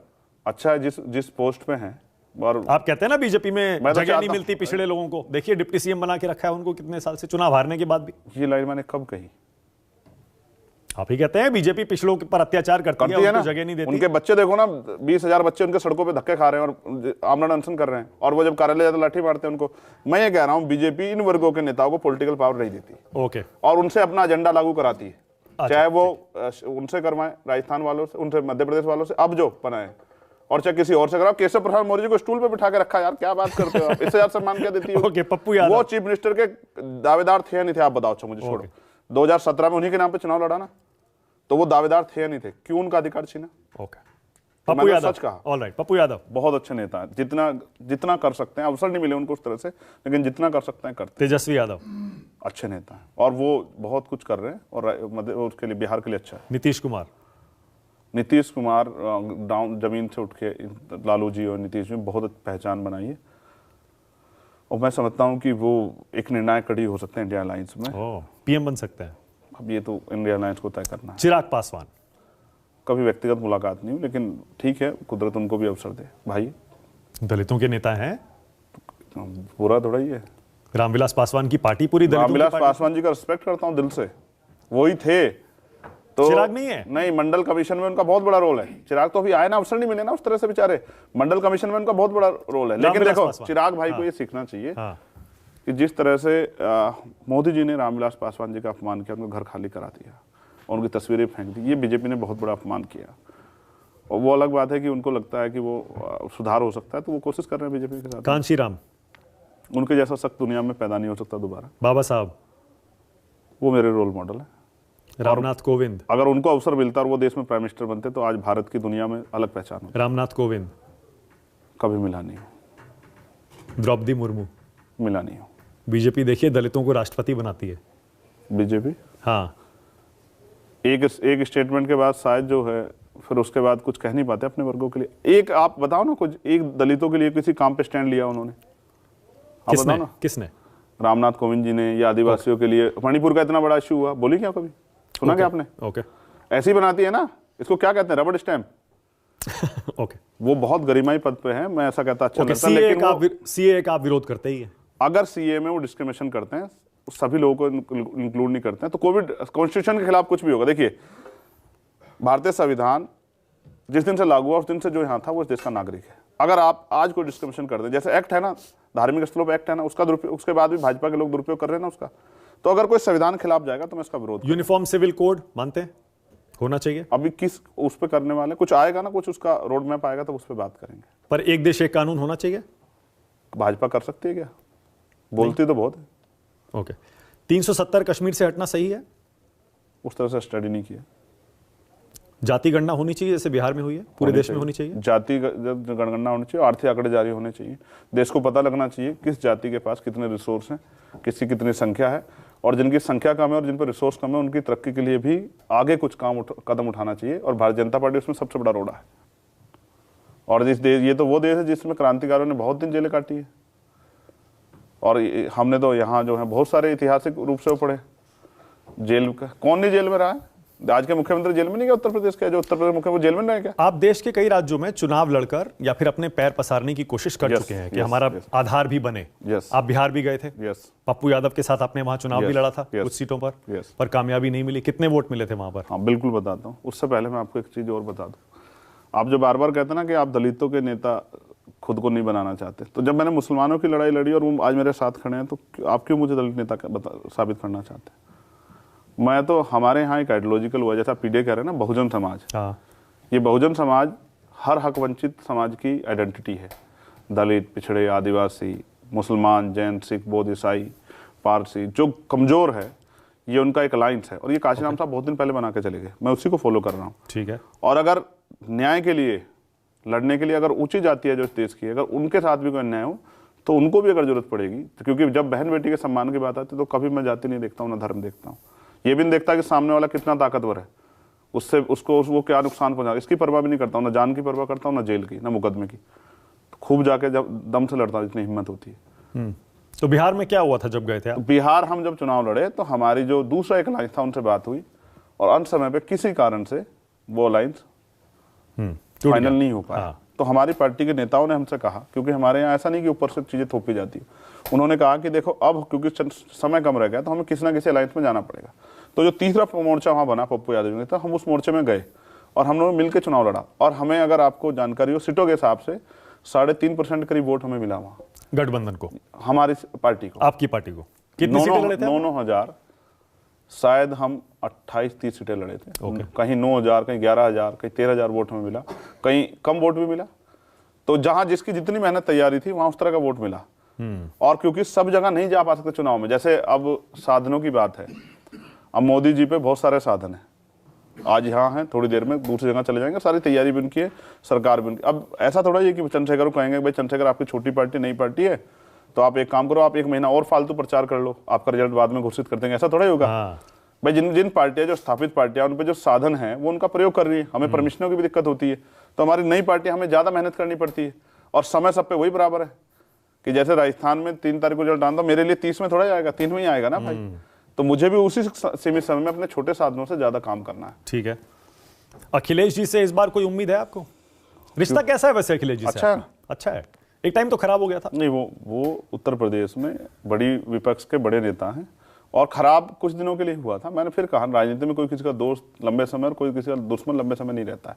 और फिर जब हम एक जैसी लड़ाई लड़ रहे हैं, मैंने हर उस व्यक्ति को अपना माना जो भारतीय जनता पार्टी की विचारधारा और भारतीय जनता पार्टी की तानाशाही से लड़ रहा था, और मैंने उसका साथ देने का निश्चय लिया। मोदी जी के बारे में क्या सोचते हैं आप वैसे? मेरे अपने लिए, अपने लोगों के लिए सोचने का बहुत समय, मोदी जी के लिए सोचने के लिए मीडिया के लोग बहुत। भाई आप तो विरोध करते हैं ना उनका, विरोधी हैं आप उनकी नीतियों के। जो गलत नीति चलाएंगे तो विरोध ना करोगे? पर उनको अपना पीएम तो मानते हैं ना? और पीएम वो है ही भाई, मैं ना मानने वाला क्यों? इस देश का नागरिक नहीं? योगी जी से कैसा रिश्ता है आपका? बहुत अच्छा ना, योगी जी हमारे मुख्यमंत्री हैं उत्तर प्रदेश के भाई। आप पर गोली चलवाई उन्होंने? स्वागत है, वो अपना काम कर रहे हैं, मैं अपना काम कर रहा हूं। आपको जहर दिलवाया उन्होंने? उसमें भी उनका स्वागत है भाई। अगर आप विरोधी होकर विरोधी जैसा काम नहीं करोगे तो फिर विरोध कैसा? पहले नेताओं को देखिए, सुनिए, सीबीआई ईडी इनकम टैक्स से डराया जाता था, मैं उससे भी दूर हूं। झूठे मुकदमे लगा कर डरा देते, जेल भेज कर डरा देते, तो मैं उनसे भी दूर हूं। तो अब तो कुछ अलग प्रयास करने पड़ेंगे। तो उसका आखिरी प्रयास गोली तो है। जिनकी आवाज को दबाया नहीं जा सकता और जिनको चुप नहीं किया जा सकता, उनकी आवाज कैसे दबाओगे? एक बात बताइए, आप कैसे हराएंगे बीजेपी को? आप खुद कह रहे हैं इंडिया गठबंधन ने देर कर दी, अकेले आप कैसे हराएंगे? क्यों नहीं हरा सकते? और अभी जो राम मंदिर आ रहा है, राम मंदिर के बाद आप समझ रहे हैं क्या होगा? आप खुद सोचिए, आप राजनीतिक व्यक्ति हैं, आपको पता है देश भर में बीजेपी इसे बुनाने की पूरी कोशिश कर रही है। आप मानते हैं ना बुनाने की कोशिश करती है, हमेशा करती है, क्यों नहीं करेगी? वो कहती है तो हमारा मुद्दा है। अच्छी बात है ना, तो जनता बेवकूफ थोड़े बची। इस बार कह रही है दलित कार्ड नहीं चलेगा, इस बार हिंदू कार्ड चलेगा। दलितों ने हिंदू बन के देखा ना क्या मिला, आप समझो ना। जो मैंने आपसे बात की कि पहले आरक्षण व्यवस्था से कुछ बच्चे दलितों की नौकरी लग जाते थे, आज कहाँ लगते हैं? आज तो सरकारी नौकरी नहीं है, लेटरल एंट्री सब कुछ हो रहा है, निजीकरण हो रहा है। इससे किसका नुकसान हो रहा है? प्रमोशन रिजर्वेशन को सुप्रीम कोर्ट के ऑर्डर के बाद भाजपा ने अब तक लागू नहीं किया, इससे किसका नुकसान हो रहा है? हमने मांग की थी कि जननायक कर्पूरी ठाकुर को, मान्यवर काशीराम साहब को भारत रत्न दिया जाए, आपने क्यों नहीं उसका प्रयास किया? कुछ तो करके दिखाइए ना। आपकी सरकारों में किसानों का कितना भला हुआ है? किसान वर्ग कौन है? मजदूर वर्ग कौन है जिनको न्यूनतम वेतन नहीं मिल रहा? मैं आपको बहुत सच्चाई के तौर पर बता रहा हूँ, भारत एक ऐसा देश है, दुनिया में जानवरों की मंडी लगती है, भारत में इंसानों की मंडी लगती है। सुबह के समय हर चौक चौराहे पर, जहां से मैं आपके यहाँ से निकल के आया हूँ अभी, वहां मजदूर खड़े हुए हैं कि कोई उनको खरीद के ले जाएगा, उनके बच्चों का पेट पलेगा। अगर आप ये कहते हैं प्रधानमंत्री होने के बाद, जब आप 5 साल से ज्यादा, 10 साल करीब रह चुके सरकार में, कि मैं सस्ते राशन की योजना, मुफ्त राशन की योजना 80 करोड़ लोगों के लिए दोबारा से चालू कर रहा हूं, और ये 5 साल के रहेंगे, तो आप बताएं ना आपने कितना विकास किया है। अगर आप रोटी कपड़ा मकान की व्यवस्था लोगों के लिए नहीं करा पाए, मैं भी दिल्ली से आया हूं मानक भाई, और मैंने देखा ना गरीब लोग, खूब ठंड पड़ी हुई है, मेरे पास जैकेट है, लेकिन वो आग जला के बैठे हैं अपने बच्चों को गोद में लेके। जब वो पूरे दिन अपनी ऐसे रक्षा करेंगे, उनके पेट में रोटी कहां से आएगी? क्या सरकार के पास जवाब है? आपके अन्न केंद्रों में अनाज सड़ रहा है, लेकिन वो गरीबों तक नहीं पहुंच रहा, इसका जवाब है सर? आपके बचपन के बारे में पढ़ रहा था, आप यूएस जाना चाहते थे, अमेरिका जाना चाहते थे? मेरे फादर चाहते थे। आपके फादर चाहते थे? यस, क्योंकि वो भारत की जो ये जस्टिस सिस्टम है इससे खूब प्रभावित हुए थे। उन्होंने किसी को पैसे दिए और 15 साल उस मुकदमे को लड़ते रहे, वो आदमी बेईमान हो गया। और उसने कहा था मैं भेज दूंगा? नहीं, उसकी पत्नी बीमार हुई तो उसने मेरे फादर से मदद ली। ओके। तो मेरे फादर ने उसकी मदद की, उसके एवज में उसने कहा कि मैं 1 साल या जो भी समय था कि मैं लौटा दूंगा। फिर उसने लौटाया नहीं। जब मेरे फादर ने उससे कहा मेरे पैसे लौटा दो, तो उसने कहा नहीं लौटाऊंगा। तो एक टीचर क्या करता, झगड़ा तो करने था। तो उन्होंने कंप्लेन की, कोर्ट में मुकदमा दर्ज हो, बात कोर्ट में चली गई। 15 साल वो ड्यूटी से छुट्टी ले लेके कोर्ट के चक्कर काटते रहे। 15 साल बाद जज साहब ने कहा कि इसको फैसला कर लो, तो उन्होंने कहा ठीक है साहब, मेरे पैसे दिलवा दो। और जो मेरा खर्च हुआ है, मेरे बच्चों के हिस्से, मेरी मेहनत कमाई मेरे बच्चों के लिए है, तो ये मेरा दिलवा दो। जज साहब ने कहा कि आप, वो पैसे अमाउंट था उसमें 15,000 रुपये, और जज साहब ने कहा कि 5,000 रुपये फैसला कर लो। तो मेरे फादर ने कहा साहब मेरी तो मेहनत की 15,000 रुपये कमाई है। मेरे पिताजी जब नौकरी स्टार्ट की तो वो 66 रुपये पे काम करते थे, सरकारी टीचर थे? सरकारी टीचर थे। तो उन्होंने कहा साहब मेरे तो मेहनत के 15,000 रुपये हैं, प्लस मुझे 15 साल हो गए साहब कोर्ट के चक्कर काटते हुए, किस हैसियत से मैं 5,000 रुपये का हकदार हूँ। तो इसलिए उन्होंने मुझसे कहा कि तुम्हें जज बनना। इसलिए मैंने लॉ भी इसलिए की, मेरे फादर चाहते मैं जज बनूं, लेकिन मेरा जज बनाना चाहते थे? हाँ, मेरा इंटरेस्ट उसमें नहीं था। मेरा इंटरेस्ट जो है शुरू से सामाजिक कामों में रहा। 2006 में हमारे यहाँ सदगुरु रविदास जी महाराज की शोभा यात्रा पहली बार निकली। मेरे फादर ने घर में हमारे यहाँ एक लाठी होती थी, उन्होंने वो लाठी मेरे हाथ में दी। उन्होंने कहा पुलिस सुरक्षा नहीं दे रही, आपकी जिम्मेदारी है कि शोभा यात्रा सह सम्मान मंदिर तक जाए, गुरु घर तक। कितने साल के थे आप उस टाइम? 2006 की बात है। 6। तो मैंने अपने फादर से कहा कि क्यों कोई दिक्कत हो सकती है। उन्होंने मुझसे कहा अगर इस शोभा यात्रा में कोई दिक्कत होगी तो जीवन में हमें कभी परमिशन नहीं मिलेगी शोभा यात्रा निकालने की, तो इसलिए आप इसका नेतृत्व करो। वो दिन मैंने वो लाठी पकड़ी और आज तक वो लाठी मेरे हाथ में, समाज के संरक्षण की लाठी, कमजोर वर्गों की, और उसको मैं पूरी जिम्मेदारी से कर रहा हूँ। जब अभी 2 दलित पार्षदों की पिटाई हुई मेरठ में, मैंने ये नहीं पूछा कि वो किस पार्टी के हैं, जबकि एक बीएसपी के समाजवादी का। मुझे लगा कि आज मैं उनकी आवाज़ नहीं उठाऊंगा तो फिर मेरी राजनीति का क्या फ़ायदा, तो मैं उनकी मदद करने के लिए गया। पर आपका जो आप मशहूर हुए और जो आप अच्छा, आपने वो जो बात कही ना, हाँ, जाने वाली, तो मेरे भैया जो हैं ताऊ जी के बेटे, वो रहते हैं बाहर। अच्छा। वो इंजीनियर हैं। वो मेरे फादर ये चाहते थे कि मैं उनके पास जाके पढ़ाई करूं, क्योंकि उस समय साइबर क्राइम का बहुत स्कोप था। ओके। यहाँ साइबर क्राइम के बहुत अच्छे वकील नहीं। तो मेरे फादर ने कहा और भैया ने उनको कंसल्ट किया कि अगर चंद्रशेखर चाहे तो वहाँ भी रह सकता है, अपने जीवन को आगे बढ़ा सकता है। हर माँ बाप चाहते हैं ना बेटा कामयाब हो। तो जब मेरे फादर बीमार थे तो एक दिन उन्होंने मुझसे कहा कि चंद्रशेखर आप भी वहाँ चले जाओगे, सेटल हो जाओगे। मगर बाबा साहब अम्बेडकर माने और काशीराम साहब के जाने के बाद उनके आंदोलन के लिए कोई कुछ करता नहीं है। तो पता नहीं इस देश में गैर बराबरी कब खत्म होगी, जाति के आधार पे, आर्थिक आधार पे जो गैर बराबरी वो कब खत्म होगी। तो मैं तो चाहता था कि भाई मेरा बेटा इसमें कोई योगदान दे। तो मैं सुन रहा था, मुझे लगा कि शायद वो मुझसे कुछ चाहते हैं। लेकिन जिस दिन 11 जनवरी 2013 को उनकी सुबह 4 बजे डेथ हुई, उस दिन मैंने तय किया कि अगर मैं अपने पिता के सपनों के लिए कुछ नहीं कर पाया तो फिर मेरा जीवन बेकार है। उस दिन फिर मैंने निर्णय लिया कि मैं यहीं रह के इस लड़ाई को लड़ूंगा। और 10 साल हो गए आज। 10 साल में क्या क्या नहीं देख लिया आपने? 10 साल में देखो, मैं आज आपके स्टूडियो में बैठा हूँ, मेन स्ट्रीम मीडिया है, आपका चैनल जो है भारत के हर व्यक्ति खबर उठाने वाला चैनल है जिसको पूरे देश में देखा जाता है, उस चैनल पे आज मैं बैठा हूँ। ये मैंने पिछले 10 साल में संघर्ष करके अर्जित किया। इसके लिए भीम आर्मी के कार्यकर्ता का, हमारे सभी साथियों का धन्यवाद। पर ये तो आप मानेंगे कि वो जो आपने एक बोर्ड लगाया था अपने गांव के बाहर, गढ़कोली के बाहर, द ग्रेट चमार्स लिखा था जिसपे, उसी से आप फेमस हुए?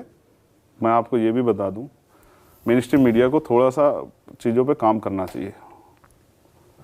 वो मेरा गांव नहीं है। अच्छा। मेरा गांव उससे 10 किलोमीटर दूर है, 12 किलोमीटर दूर। मेरा जन्म छुटमलपुर में हुआ है, गढ़कोली में नहीं हुआ है। तो मीडिया अक्सर लिख देती है कि मैं गढ़कोली का हूँ, कभी मुझे शब्बीरपुर का। मुझे बड़ा अचरज होता है कि भारत की मेन स्ट्रीम मीडिया इस तरह से क्यों नहीं करती। तो उसके साथ, उस बोर्ड के साथ आपका एक फोटो वायरल है? मेरा कनेक्शन है ना उसके साथ, उस गांव के साथ, हमारे बोर्ड के साथ। उस पाठशाला, हमारे गाँव में पाठशाला थी, उसमें उस गांव में हमने पाठशाला खोली, भीम आर्मी पाठशाला, और हम वहाँ पढ़ाते थे। मैं भी वहाँ महीने में 1 या 2 बार जाता था। जो टीचर पढ़ाते उनका सहयोग। तो बोर्ड की क्या कहानी है वो? बोर्ड की कहानी ये है कि वहाँ के लोगों ने वो बोर्ड लगाया।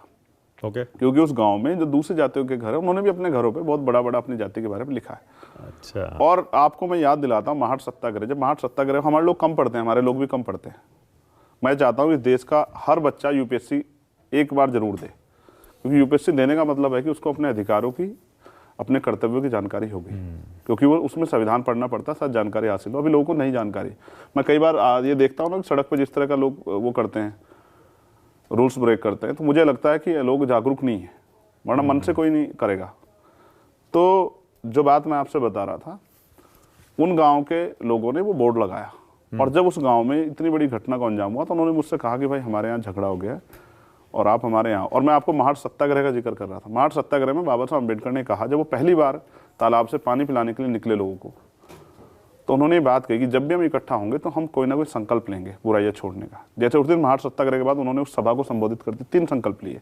पहला कि आज के बाद हम कोई गंदा व्यवसाय नहीं करेंगे, कोई भी गंदा व्यवसाय जो अपमानित हो। दूसरा, हम मरे हुए जानवरों का मांस नहीं खाएंगे, अपने लोगों को संदेश। और तीसरा कि देश में जाति व्यवस्था जब तक जाति रहेगी, जाति के आधार पर हम खुद को नीच मान के अपना मनोबल नहीं गिरने देंगे। जब तक जाति हम उस सच्चाई को स्वीकार करेंगे और इसके साथ आगे बढ़ेंगे। जब तक हम इसको बदल नहीं सकते, जाति व्यवस्था खत्म नहीं कर सकते, तब तक जो है हम इस जाति के साथ ही आगे बढ़ेंगे। अपने आप को कमजोर, जिस तरह हमें कहा गया है कि ये छोटी जातियां हैं, खुद को छोटी जातियां मान के अपना मनोबल गिरा के काम नहीं करेंगे। ये बाबा साहब अम्बेडकर का संदेश है। तो मैंने भी लोगों को ये कहा कि जब आप मेहनत मजदूरी करते हैं, सबसे ज्यादा मेहनत करते हैं, सीवर में कौन मरता है? यही कमजोर वर्गों के लोग मरते हैं ना। तमाम तरह की मुसीबतें कौन, कोरोना काल में अपने जान पे खेल के लोगों के लिए स्वच्छता काम कौन कर रहा था? लेकिन प्रधानमंत्री को उनका जो है उनके साथ बैठना दिखाई देता है, उनके दुख दर्द नहीं दिखाई देते कि 5,000-7,000 पर नौकरी करते हैं। उनके बच्चे जो हैं मजबूर हैं, उन्हीं की बस्तियों में साफ सफाई नहीं है। ना ही RSS भाजपा को दिखता। वो भी हिंदू तो हैं, वो तो बड़े वाले हिंदू हैं, वो तो झंडा लेके 24 घंटे खड़े रहते हैं सारे धार्मिक स्थलों। आप मैं आपको कड़वी सच्चाई बताऊं, शायद ये अच्छा ना लगे लोगों को। लोग धार्मिक स्थल इसलिए जाते हैं कि उनकी ज़िंदगी में जो परेशानियां हैं उनमें बदलाव हो जाए, इसलिए वो धार्मिक स्थल जाते हैं। और जिस दिन ये पता लग जाए कि धार्मिक स्थल पर जाने से उनकी ज़िंदगी परेशानियां खत्म नहीं होंगी, तो वो नहीं जाएंगे। जब आप ये कहते हैं कण कण में ईश्वर है ना, तो फिर मुझे 10-20 हज़ार रुपये खर्च करके कहीं जाने की जरूरत थोड़ा ही है। मैं अच्छे कर्म करूँ ना, मैं कपड़े तो बहुत सुंदर पहन लूं और कर्म बुरे करूं, तो मुझे कैसे जो है कुदरत मुझे, या जिसको भी जो भी ईश्वर आप मानते हैं, बिल्कुल सही बात, वो आपको कहेगा कि आप बहुत अच्छे हो।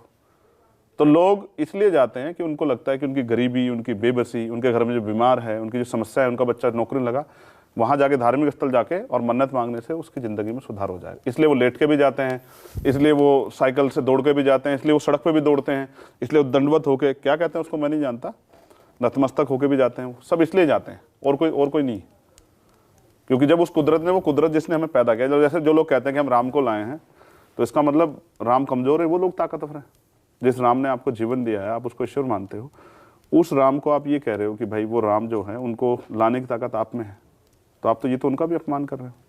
भाजपा के लोगों को अपने चाल चलन में बदलाव करना चाहिए, वरना देश उनको माफ नहीं करेगा। ओके, यूपी में ही ओवैसी पर भी गोली चली थी। हाँ चली। ओवैसी से कैसे रिश्ते हैं आपके? मेरे किसी से बुरे रिश्ते नहीं। होती है बातचीत, मुलाकात? एक तस्वीर है ना, मैंने इसमें दिखाई भी है वो 2022 जी आप और वो 2022 के चुनाव के समय। हाँ, तो आप उनको ओवैसी जी को बुरा मानते हैं क्या? नहीं, बुरा अच्छा क्या होता है? जैसा आपने कहा कि भाई कैसे रिश्ते हैं, मैंने तो आपसे कहा कि आपके रिश्ते कैसे हैं? मेरे तो सबसे अच्छे हैं भाई। मुझे गोली लगी, उन्होंने आवाज उठाई, हाँ, वो अलग बात है। और उन पर गोली क्यों चली थी? ये तो वो बता सकते हैं यार। देखो, अगर कोई साधु तो है नहीं इस देश में कि भाई वो गोली चला के कहें कि भाई मैं जो है, लेकिन ये मैं आपको श्योर कर दूं कि जब मेरे ऊपर गोली चली तो DIG चाहे कितना भी चपर पाए हों, लेकिन उनका ये बयान था कि वो चंद्रशेखर की हत्या करना चाहते थे, और गोली चलाने वाला साधु तो नहीं हो सकता है। तो अगर कोई किसी की हत्या करना चाहता है तो फिर मैं समझता हूं कि इस देश में नहीं, मैंने इसलिए कहा ना ओवैसी का सवाल। बीजेपी पर आप हमला करते हैं कि वो धर्म की राजनीति करती है, ओवैसी भी तो ये करते हैं, सिर्फ मुसलमानों की आवाज उठाते हैं। मेरी तो उठाई थी। उठाई थी क्यों? आपको नहीं पता? मैं कह रहा हूं, तो फिर आपने ऐसा क्यों कह दिया कि सिर्फ मुसलमानों को उठाते हैं? दूसरी बात, एक और साथी थे हमारे, उनका आप जिक्र छोड़ देते हैं, ओम प्रकाश राजभर जी। हाँ, उस फोटो में शिवपाल जी भी हैं। हाँ, तो आप ये बताओ, ओम प्रकाश राजभर तो भाजपा के साथ हैं। हाँ, आप बताइए ना। हाँ, तो फिर मैं कहूँगा पॉलिटिकल जो अलायंस है वो अलग तरह की राजनीति, और कोशिश आदमी करता है कि अपनी पार्टी को आगे बढ़ाए या अपने आपको ताकतवर करे, जिससे कि वो ज़्यादा मजबूती से काम कर सके। मैंने भी ये प्रयास किए, अक्सर मैं सफल नहीं हो पाया। लोग कहते हैं कि आप भी बड़ी बड़ी गाड़ियों में घूमते हैं, आपको तकलीफ है क्या? हमें कोई तकलीफ नहीं, हम तो चाहते हैं सब तरह। अच्छा, उन लोगों को, अच्छा हाँ, विरोधी कहते हैं कि ये खुद बड़ी बड़ी गाड़ियों में घूमते हैं और आवाज उठाते हैं वंचितों की। तो गाड़ी में घूमना नहीं चाहिए क्या? तो मैं एक सड़क पे घूम लेता हूँ ना, तो गोली सामने से लग जाए। भाई वो गाड़ी थी तो मैं बच गया ना, अगर वो गाड़ी ना होती तो वो गोली मेरे पेट को फाड़ के निकल जाती ना। इस सवाल के पीछे उनका आरोप ये होता है कि इनका पैसा कहां से आता है। अच्छा, फ्लाइट ये चुनाव लड़ने के लिए जगह जगह सारे राज्यों में कैसे चले जाते हैं? जो वर्ग इस देश में अपनी मान सम्मान की लड़ाई को लड़ रहा है, वो उसके लिए इंतजाम भी करता है। आप धार्मिक स्थल इतने लोग जाते हैं, उन पर पैसा कहां से आता है? दान पुण्य से। नहीं, जो जाते हैं वो तो अपना जुगाड़ के जाते हैं, करते हैं ना। हाँ। हमें पॉलिटिकल पावर अचीव करनी है अपने लोगों के लिए। जैसे मैंने आपको कहा कि मैं तो पार्लियामेंट में क्राउड फंडिंग क्यों नहीं करते आप? मैं पार्लियामेंट में इसलिए नहीं जाना चाहता कि मुझे जो पीछे बैठ के वहां तालियां बजानी है, मुझे उससे तनख्वाह पेंशन चाहिए। मैं इसलिए जाना चाहता हूं कि अपने लोगों की आवाज उठा सकूं, और जिन मुद्दों को मुद्दा नहीं बनाया गया, देखो पार्लियामेंट आंसरेबल है, वहां सरकार को जवाब देना पड़ेगा। अभी सरकार कोई आंकड़ा नहीं दे रही, लेकिन वहां देना पड़ेगा। मैं सड़क पर खड़ा होकर चलता रहा, कौन पूछेगा मुझे? इसलिए मैं पार्लियामेंट जाना चाहता हूं कि भाई मैं अपने लोगों की आवाज को उठा सकूं, पहली बात। दूसरी बात, जो आदमी घर बनाता है ना, वो उसका इंतजाम भी करता है। मुझे ये बहुत अच्छी बात है, कुछ साथी यहाँ भी बैठे हैं, कुदरत ने मुझे ऐसे साथी दिए हैं जिनको कुदरत ने सक्षम भी बनाया है। कांग्रेस पार्टी खुद क्राउड फंडिंग कर रही है, तो हम तो मतलब बहुत लोगों से मांग रही है कि हम दान तो चंदा लेते हैं ना भाई। हाँ वही मैं कह रहा हूँ, हम तो रसीदी काट के चंदा लेते, कौन सी पार्टी सब पार्टी लेती है। तो अगर हम उस चंदे से अपने लोगों की लड़ाई को आगे बढ़ा रहे हैं तो क्या बुराई है इसमें? बिल्कुल कोई बुराई नहीं है। अच्छा, जिनको मुझसे तकलीफ है ना, तो मैं उनसे कहता हूं कि भाई जिस दिन आप पे मुसीबत आएगी तो आपकी लड़ाई लड़ने भी चंद्रशेखर आएगा। बहुत बढ़िया बहुत बढ़िया, क्योंकि मुसीबत तो सब पे आनी है। ये भी नहीं पता ना कौन सा अधिकारी, कौन सा डिपार्टमेंट कल प्राइवेट हो जाए और वो अपने बच्चों के लिए सड़कों पे लड़े, तो इसलिए उनकी आवाज भी उठाने का मौका मुझे मिल सकता है। इसलिए मुझे उनसे कोई तकलीफ नहीं, और मैं तो चाहता हूं आर्थिक रूप से कमजोर वर्ग और मजबूत हो, क्योंकि ये भी एक जात है। जो आर्थिक रूप से मजबूत होता है उसकी तरफ भी आंख उठाने से पहले एक बार सोचना पड़ता है। आप देखो ना, महसूस करो, दलित वर्गों में भी जो विधायक एमपी बने, क्या उनकी बेटियों का अपमान होता है क्या? कहीं ना कहीं सामने वाले पे एक प्रेशर होता है ना कि आदमी आर्थिक रूप से मजबूत लड़ाई लड़ लेगा, लेकिन गरीब की बेटी को तो ये सहना पड़ता ना। मैं तो ये चाहता हूँ एक भारत, ऐसा भारत बने जहां किसी जाति धर्म की बेटी का अपमान ना हो। मतलब आप मानते हैं कि जो रिजर्वेशन है उसके अंदर जो कमजोर और गरीब हैं उनको ज्यादा रिजर्वेशन मिलना चाहिए? रिजर्वेशन का पैटर्न अलग है, गरीबी से उसका कोई मतलब नहीं है।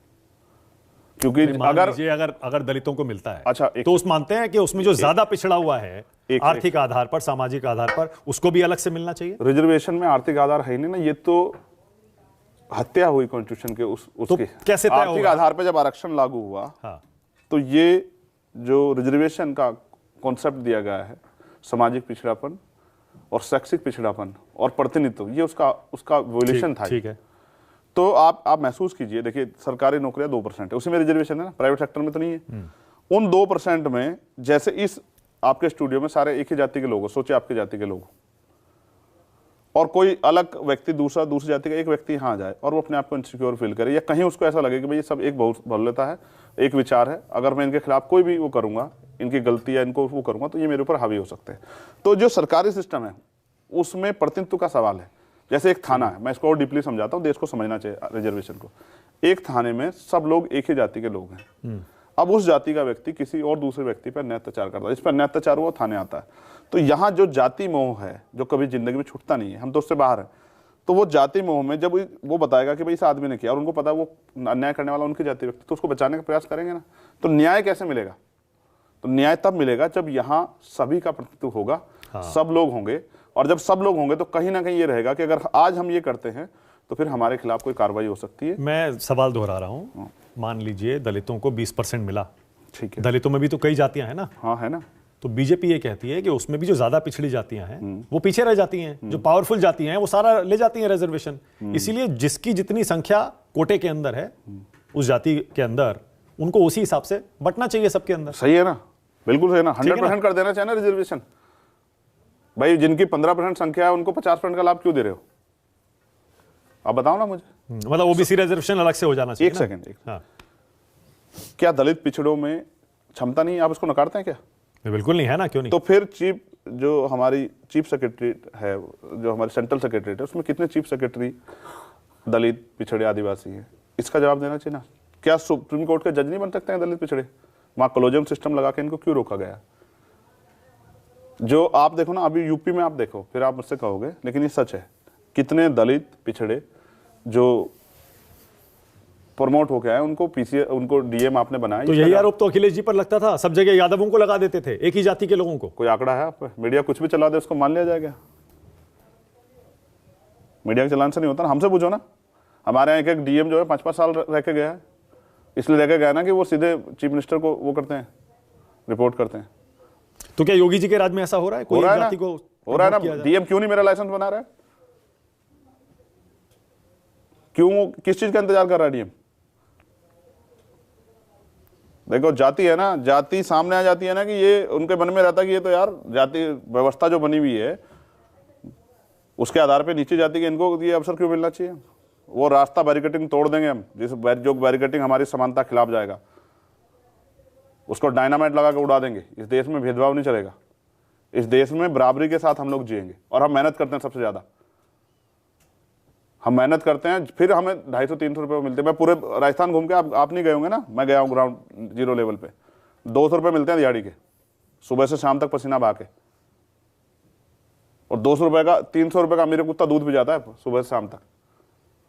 और जो सुविधाएं जानवर ले रहे हैं ना इस देश में, वो इंसानों को नहीं मिल रही है, और सरकारें बैठकर तमाशा देख रही हैं। और मैंने आपसे कहा, आज भी लाखों लोग हैं जिनके सर पे छत नहीं है, सरकार बड़े बड़े भाषण देती 70 साल में, क्या बदलाव? सरकार बनी क्यों है? लोकतंत्र आया क्यों है? कि जिनके पास संविधान से पहले राइट नहीं थे, सुविधाएं नहीं थी, उन तक हम ये पहुंचाएं, उनको अवसर दें। तो कहाँ मिल रहे हैं? 70 साल की राजनीति में 80 करोड़ लोग जो हैं सस्ता राशन ले रहे हैं, तो कितने वो गरीबी रेखा से ऊपर है, नीचे है? तो क्या बदलाव किया आपने? आधी आबादी तो अभी हैंड टू माउथ बंद कर दें फिर वो फ्री राशन। उनको फ्री राशन की जगह ना उनको हिस्सेदारी दो ना, उनको बिजनेस में वो दो ना अवसर। मैं तो अपने लोगों से कहता हूं, कमजोर वर्ग लोग, बिजनेस करो ना। सरकारी नौकरी तो भाजपा समाप्त कर देगी, बिजनेस करो ना, बिजनेस में आओ। लेकिन डिस्क्रिमिनेशन है ना, आप फिर में टाइटल का फर्क है ना भाई, आप समझिए ना। टाइटल का क्या फर्क है? टाइटल का फर्क है कि आदमी दुकान देख लेता है टाइटल के हिसाब से। अभी तो बहुत सारे लोगों को अपनी दुकान पे उस तरह के टाइटल लगाने पड़ते हैं जिससे कि सामने वालों को एहसास ना हो कि किसकी दुकान है। तो उसका अभी आप देखो ना, जैसे आपने जिस बोर्ड की बात की, अगर वो लगा के कहीं की दुकान खुल जाए तो कौन जाएगा उसमें? उस जाति के लोग चले जाए बहुत है, बाकी अन्य जाति का आदमी तो फिर जो आदमी छुआछूत करता है वो घुस जाएगा। ओके, बहुत बढ़िया, बहुत सीरियस सी बात है। देश से जातिवाद खत्म हो, हाँ, जातिविहीन समाज बने, लोगों में भाईचारा हो और सब लोग मिलकर देश की तरक्की के लिए योगदान दें और सब लोगों का सम्मान हो, ऊंच नीच बंद हो, छुआछूत बंद हो, किसी के साथ धार्मिक जो गैर बराबरी की जा रही है। भाई जैसे आप जिस धर्म में आस्था रखते हैं, अगर उस पर कोई कुछ भी कहता है आपको तकलीफ होती है ना? बिल्कुल। तो अन्य धर्म के जो लोग मानने वाले उन पे कोई टिप्पणी करता है, किसी को कहता है, हाँ। जैसे इस्लाम पे बहुत टिप्पणियां होती है, बीजेपी के लोग करते हैं कि भाई मोहम्मद साहब ने ये है, फलाना है, उनको तकलीफ नहीं होती, वो भी तो इंसान है ना भाई। अगर वो आज यहाँ पॉलिटिकल पावर में नहीं तो क्या उनको निकाल दोगे क्या? बिल्कुल नहीं। अगर दलित जो है अपने धार्मिक स्थल सम्मान करते हैं, बुद्ध विहार जाते हैं, अम्बेडकर, उनकी मूर्ति तोड़ी जाती, क्यों तोड़ी जाती? ये सोच, इसका जवाब है क्या किसी पे? धर्म व्यक्ति के लिए, व्यक्ति धर्म के लिए नहीं है। धर्म जोड़ने के लिए है, धर्म तोड़ने के लिए नहीं। जिस तरह धर्म का मिसयूज भारत में हो रहा है, उसका एकमात्र कारण ये है कि धर्म के आधार पर कोई लोग सत्ता में बैठे हैं। धर्म एक अफीम है, उसको राजनीति दूर रखना चाहिए और भाजपा उसका सबसे ज्यादा दुरुपयोग कर रही है। जिस दिन भाजपा सत्ता से जाएगी ना, तो 50 साल अवसर नहीं मिलेगा। ये बात आप याद। अच्छा, ईवीएम पे आप सवाल नहीं पूछा आपने मुझसे? हाँ बोलिए ना, ईवीएम पे बोलिए। अब कितने सवाल खड़े हुए हैं ईवीएम पे। तो भाजपा को जनमत का सम्मान करना चाहिए ना, और केंद्रीय चुनाव आयोग को भी। जब जनता, देखिए 3-3 महीने में चुनाव हो रहे हैं मानक भाई, और तब कोई दिक्कत नहीं हो रही, तो 2 दिन रिजल्ट लेट हो जाए, क्या दिक्कत है? फिर आप बैलेट पेपर से क्यों नहीं करा पा रहे? ईवीएम में क्या दिक्कत है? ईवीएम पे हारती भी तो है बीजेपी। आपने हारती है तब कुछ नहीं कहते, बीजेपी जीत जाती है तो बोलते हैं ईवीएम गड़बड़। ऐसा ना, मैं पब्लिक डोमेन में जाता हूँ ना, जनता के बीच, अभी गांव-गांव जा रहा हूँ ना, तो मुझसे बीच मीटिंग में कहते हैं कि ईवीएम से वोट चोरी। लोगों के मन में जिस बात को लेकर संशय पैदा हो गया है, उसको दूर करना चुनाव की जिम्मेदारी नहीं। इतना पैसा खर्च होता ना, तो 2 दिन अगर रिजल्ट लेट है, क्या दिक्कत है? या उसकी जो वीवीपैट मशीन लगा उससे गिनती करा दो, वो भी नहीं करा पा रहे हो। अगर देखिए, ये सबसे बड़ा राइट है ना देश में, वोट का अधिकार, इससे आप वंचित नहीं कर सकते। बिल्कुल नहीं। अगर उस मतदान का ही प्रयोग उनके हितों के लिए हो रहा है, नहीं हो रहा है, या वो सही जगह नहीं जा रहा है, वीवीपैट में जब भी कोई वोट डालता है ना, तो पर्ची में उसका नाम दिखता है जिसको वोट डाल रहा है, तो उसकी गिनती कराने में क्या दिक्कत है ना? वो सुप्रीम कोर्ट में गए थे गिनती करवाने के लिए, तो सुप्रीम कोर्ट ने कहा है कि हाँ, कुछ वीवीपैट की मशीनों की मिलान होगा, सबका नहीं करना। क्यों नहीं होगा? कुछ का होगा, सबका नहीं कर सकते। किसी की क्यों नहीं कर सकते हैं? जब 3 महीने में चुनाव करा सकते हैं 7-7 चरणों में, तो 2 दिन 3 दिन में काउंटिंग क्यों नहीं करा सकते?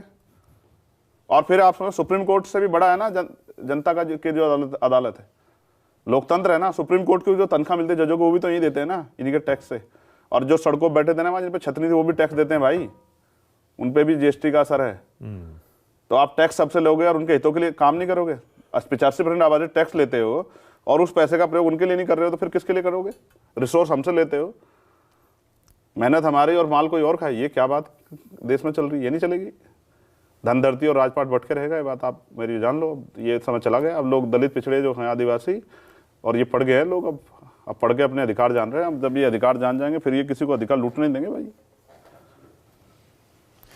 बहुत बढ़िया, बहुत बढ़िया, बहुत बढ़िया। पहले में और अब में बदलाव है ना बहुत।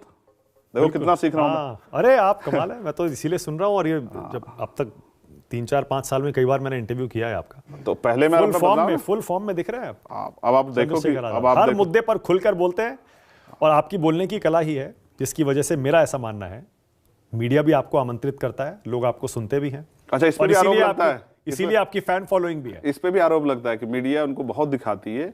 ये वो लोग लगाते हैं जो कहते हैं कि भाई हम ही डॉक्टर अंबेडकर की मूवमेंट के सबसे हितैषी है। वो एक आरोप लगाते हैं। हाँ, लगाते हैं कि मीडिया चंद्रशेखर को इसलिए दिखाती है, जो भी लगाए, और भी लगाते हैं, मीडिया इसलिए चंद्रशेखर को दिखाती है क्योंकि चंद्रशेखर फलानी पार्टी का एजेंट है। आप सोचो ना कितने आरोप झेलने पड़ते हैं। बिल्कुल। देखो, राष्ट्रपिता ज्योतिबा फुले ने कहा मानक भाई कि जब आप परिवर्तन के लिए चलोगे तो घर से विरोध होगा, अपने लोग सबसे पहले विरोध करेंगे, रिश्तेदार नातेदार, कोई परिवर्तन स्वीकार नहीं करता ना, मगर परिवर्तन प्रकृति का नियम है। बहन जी ने पिछले साल ही कहा 2022 के इलेक्शन कि अभी मैं 20 साल कहीं नहीं जा रही हूँ, अब 20 साल मैं ही नेता रहूंगी। मैं कोई और अभी क्या किया उन्होंने, 1 साल में बदल गया ना। तो इसका मतलब चंद्रशेखर आजाद समाज पार्टी तेजी से आगे बढ़ रही है और वो उसका विकल्प तलाश रही है, जो संभव नहीं है। वो दे दिया ना अपने भतीजे को, अच्छी बात है ना, उनका भाई, उनकी पार्टी किसी को दे दे चाहे, उन्होंने तो उस रूल को तोड़ दिया ना। जानते हैं आकाश को, मुलाकात है?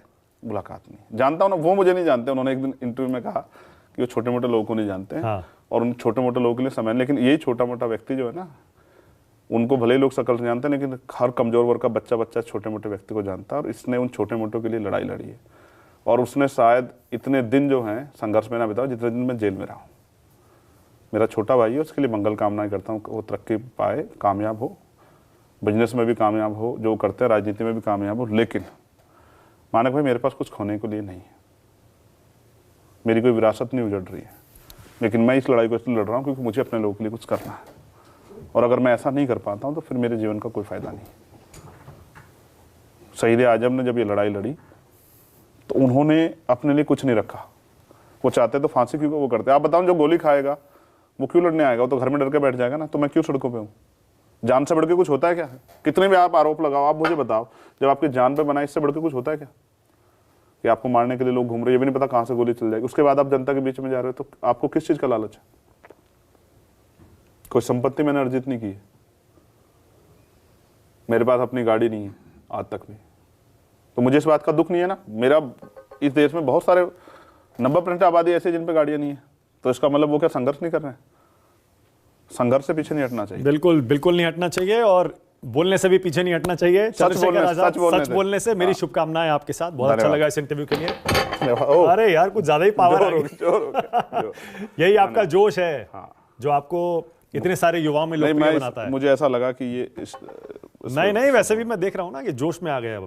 अब लोकसभा चुनाव से पहले सही टाइम पे आप एकदम जोश में आ गए। खूब मेहनत करूंगा और कोशिश है कि शुभकामनाएं हमारी। धन्यवाद। आपके लिए भी मंगल कामना, आपके चैनल के लिए भी। Thank you.